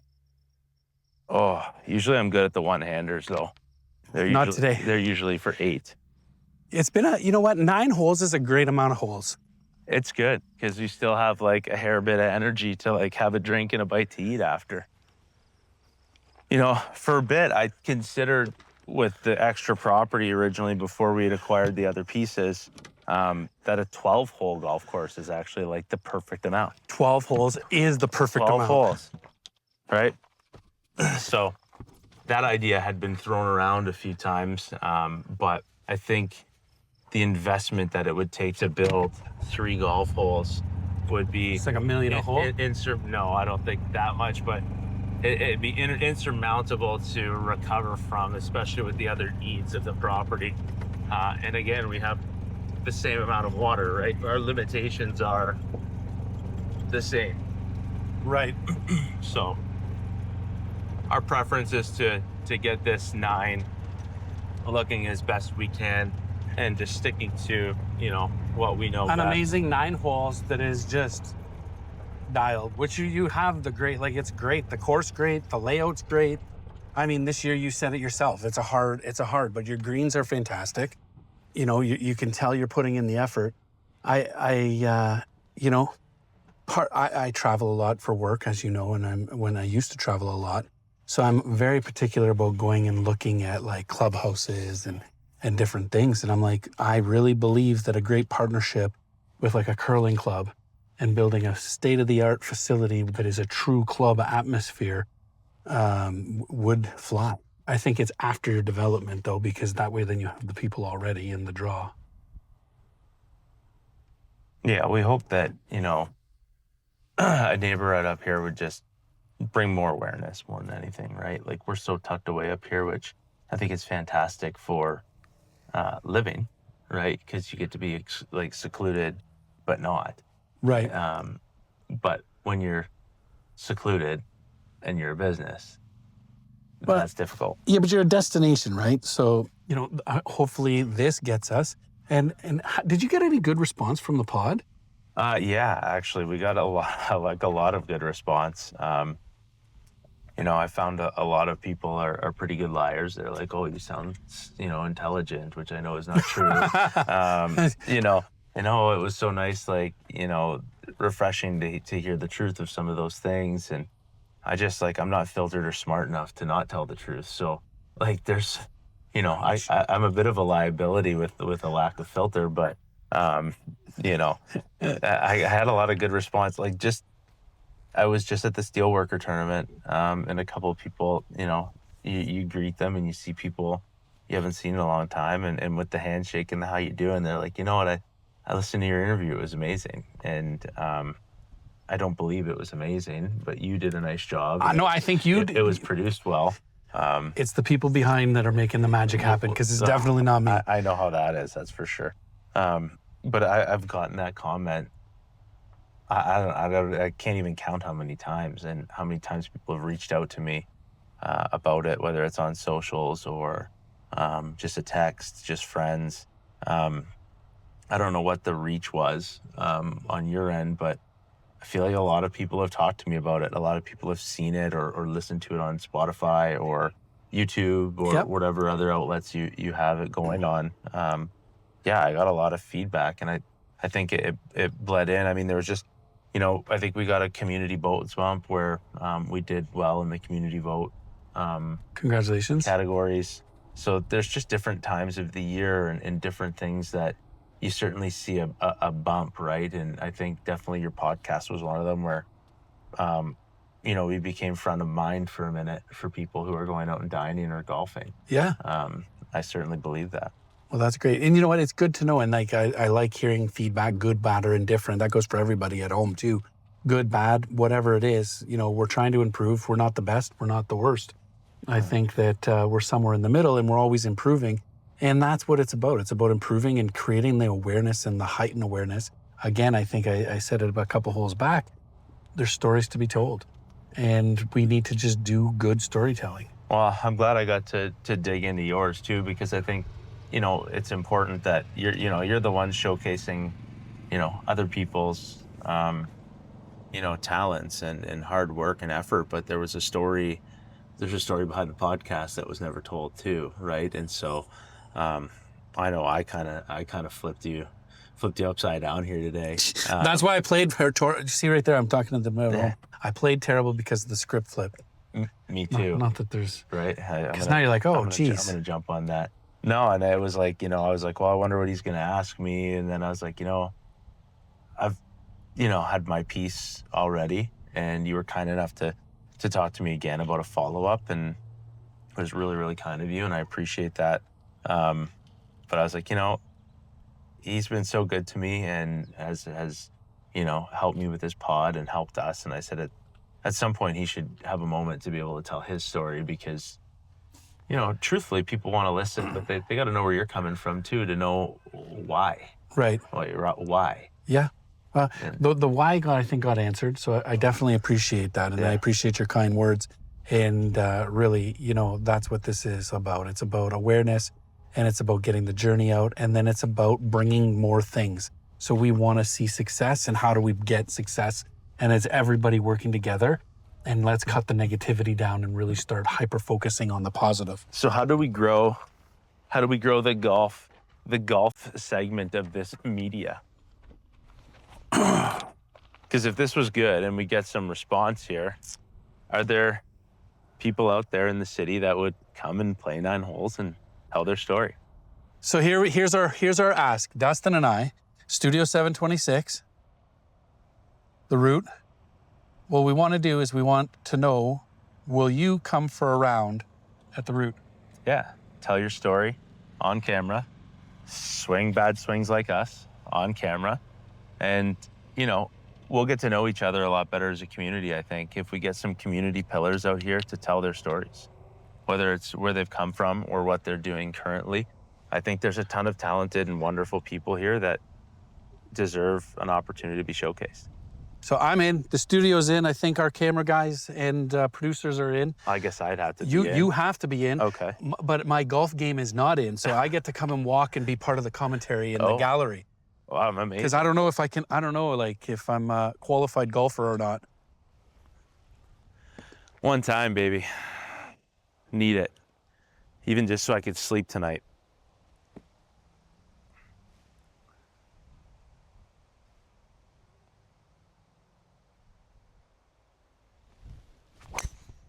Oh, that is the one. Isn't it nice when it all comes together? Is your house that way? So that's the ball knows how to go home. It's like going home. I hope I don't hit my house. That one finally hit the fairway.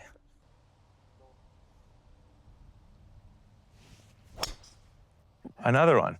Nice one. Hey, here we go. All of a sudden, number 9's hot. Number 9, hey, here we go. Save the best for last. That's because it doesn't matter. This is the hole that wins. It's the winning hole. Is it? Okay. I have no idea. We're all in. The whole match is thrown out, and it's a winner take all. It's a winner take. It's a winner take all on 9. Wow. We needed some excitement after we're both X number of shots over par. X. I like how you use X. It's a multiple of something. Yeah. So, if we're gonna stick to the Sioux, right? What are some of the things that you believe? You're very political. I think you're someone who probably has the chops to run in some of those sectors. Here's a question: you ever considered? Yeah. I thought about it, but I'm not the guy for it. Sure. I honestly believe that I would be a good behind the scenes person. I think there's a lot of qualified people, and you have to have, like, my annoyance goes from 0 to 100. And I would say that I am not a good leader. I'm a good boss. Sure. And I think any of these political people, you have to be a good leader. Okay, so you're not going to be on the ballot, but you are. I am not going to be on the You are a ballot. good support guy. I would, you know what? I think I would support anything that makes good sense. And that's pretty much it in a nutshell. I want to see hyper-focus back into business. You know, back in the day, we toured the locks and like the industrialism, and it's like, yes, we had this, and you had an idea, you created it, and you just went along. People were like, yes, we have a job. I think we haven't struggled on hard times. And when you look at how many government people are on the payroll, they're the largest employer. Private sector needs to be the largest employer, government second. It's flip-flopped. Can I hit? No, Okay, I think you're too strong. okay. Like, and we're trying to get there. We're trying to get home in 2. We need a birdie, an eagle. We need like something to like Something for this final rollout. Yeah, we need to put some pep in our step here because this has been fun in a way. In a way. No, I've enjoyed the conversation, and I have enjoyed seeing the course. And I mean, you definitely have a great course. And so, you know, you're doing an amazing job with the cards you've been dealt. my team is. Well, but you are the reflection of the team. I'm The team hardly is doing anything. The team is here. Well, you were out there tearing it up. I saw you. I saw your excavator handiwork. So I mean, you are doing something. Yeah, I'm doing the damage while everyone picks up the pieces for me. But yeah, to answer your question, I mean, you thought about running, and I think good people are going to have to run, but there's too much nonsense around it. Yeah, I mean, part of it too is I'm not sure. You have a full plate. Yeah, and I think I'm big at. I'm learning that if I can't do things properly, I shouldn't be doing them. Yep. And I'm kind of still learning that lesson because I'm still trying to do more and more and find the balance and the sweet spot. And I certainly think that a city councilor or the mayor or someone involved in making decisions for our city needs to be all in at that. You know, It's a part-time job, though. I know, but it's a full-time responsibility in my opinion. Whatever the job says, you know, they're providing and making decisions that really impact everything that we do. And My point exactly on why it's important in October to really sit down and listen, because we need a vision. And when I say a vision, we need to know where we're going. What is it? Like, you're going to fix the roads? Great. What are you going to do for the business community and the people that need jobs in the community? yeah, I mean, I would love for anybody to focus on employment here and, you know, boosting, because, you know, I may be a Neanderthal when I think about it, but I'm a big money solves a lot of problems guy. I mean, it just does. I know People. it does here, it does around, and if people are working and there's money locally, then there's more development and more jobs and more opportunity. More and, people are golfing. More people are out spending that loose change. and more growth, right? And so first and foremost, I think employment and opportunity and bringing jobs here, whatever that means, it should be on the forefront of everyone's ballot or campaign promising or focus. But that's empty promises.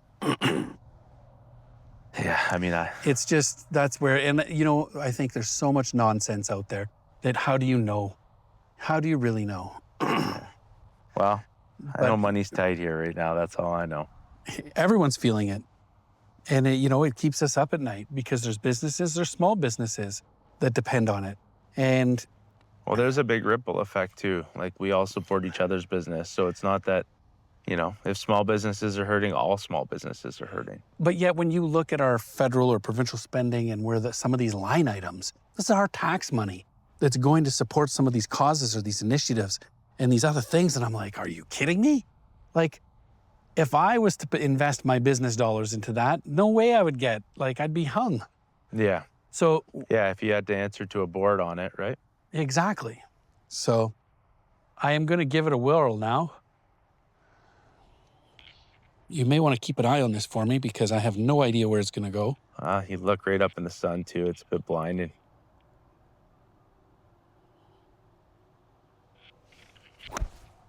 It's going right there because I topped it. Kept it out of the sun though. I did that on purpose so that way you can track it. Yeah, well, we got it. I think that it's good that there's a lot of people who want to become involved there too. Like the number of names increasing, and Yes, there's some quality people on there. I think the demographic is changing on some of the people wanting to be involved. I think it's all really good. Oh, that's not me. That is. That's me? No, it's just a random ball. Random balls. See, now that's a pretty good poke into the wind. Yes. I got a club down now. I mean, I waited till number 9 to hit one real shot. But I guess it's better than not happening at all, right? That's true. Yeah, well, might as well go for it. 200 yards into the wind. Trying to punch a 4-iron down there.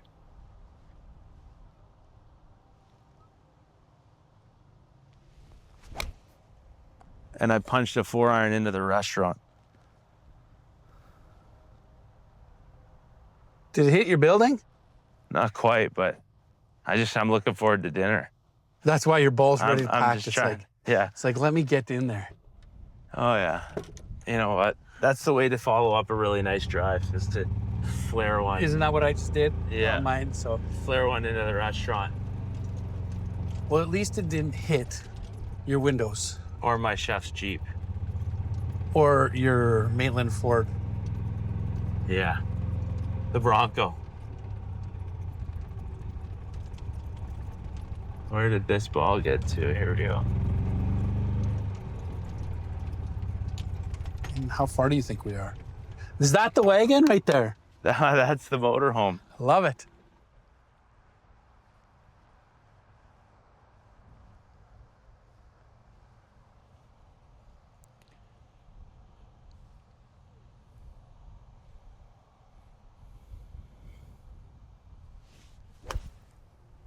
I lost it.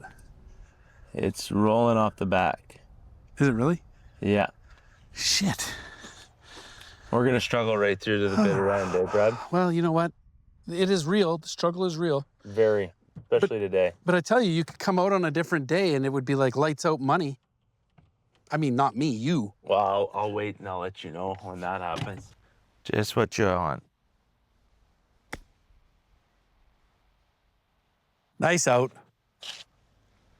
I haven't played from the ditch back here in a long time. It's nice to be reacquainted. You're like, hello. Yeah, this is not where I want to be. You want my putter? No, I'll blade this.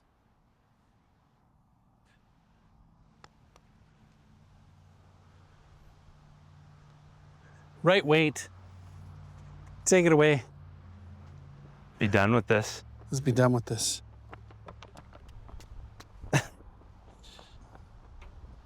There, it's fitting. Did you catch that? Thank you so much. Brad, that was awesome. How about a bite to eat? Yeah, let's do that. All right.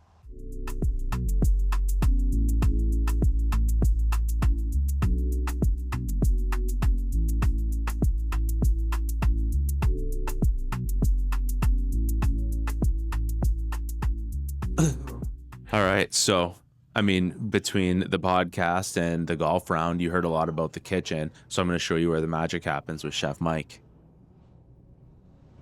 Mind you, this is shutting down after a dinner service here, or closely to. So definitely you get back here, and the first thing that we love to do is keep it clean, right? So you see Maddie doing some cleanup. Everything, cleanliness is like number one for us back here. Not an overly large kitchen, so these guys work miracles with what we have. They do the most with the least amount of space. And yeah, you've got your standard line. We have a couple of fryers. You've got our steam oven, which makes our beautiful prime rib, and that's Mike's baby. Regular convection oven, flat top, which we do a lot of our fish on. Yeah, this is it. This is the salad station. Obviously the dish pit, which is always a war zone, but we have folks who are grinding it out in there. Mike, you want to talk to the camera at all? Not particular. Mike's a man of few words, but an incredible chef, and he's the guy who makes this dream a reality. We have Felicia, who probably doesn't want to be on camera, but she's gonna hang in there for me. We're missing Bruce, who's an integral piece of what we do. Is Bruce here? No. Who gets a day off in here? Certainly not Mike. But Bruce is back here every day, almost every day of the week, doing his thing. He's Mike's sous chef. So we have 2 apprentices. Mike is a Red Seal. The best learning you'll get in the kitchen right here from Chef Mike. Maybe next time you guys are up here, we'll be flipping pans or sparking fires or something, but they're just doing their shutdown routine, making sure this place is clean, because cleanliness in a kitchen is number one. You don't want dirty plates coming out, man. You don't want a dirty meal. So hopefully that gives you a little glimpse of the engine that is the dream of the Root and the people who do that. And then we got our dining room that's just kind of wrapping up, with the exception of with our group here, but it's getting late and the kids got to get to bed. So, I mean, we're gonna have to wrap this thing up.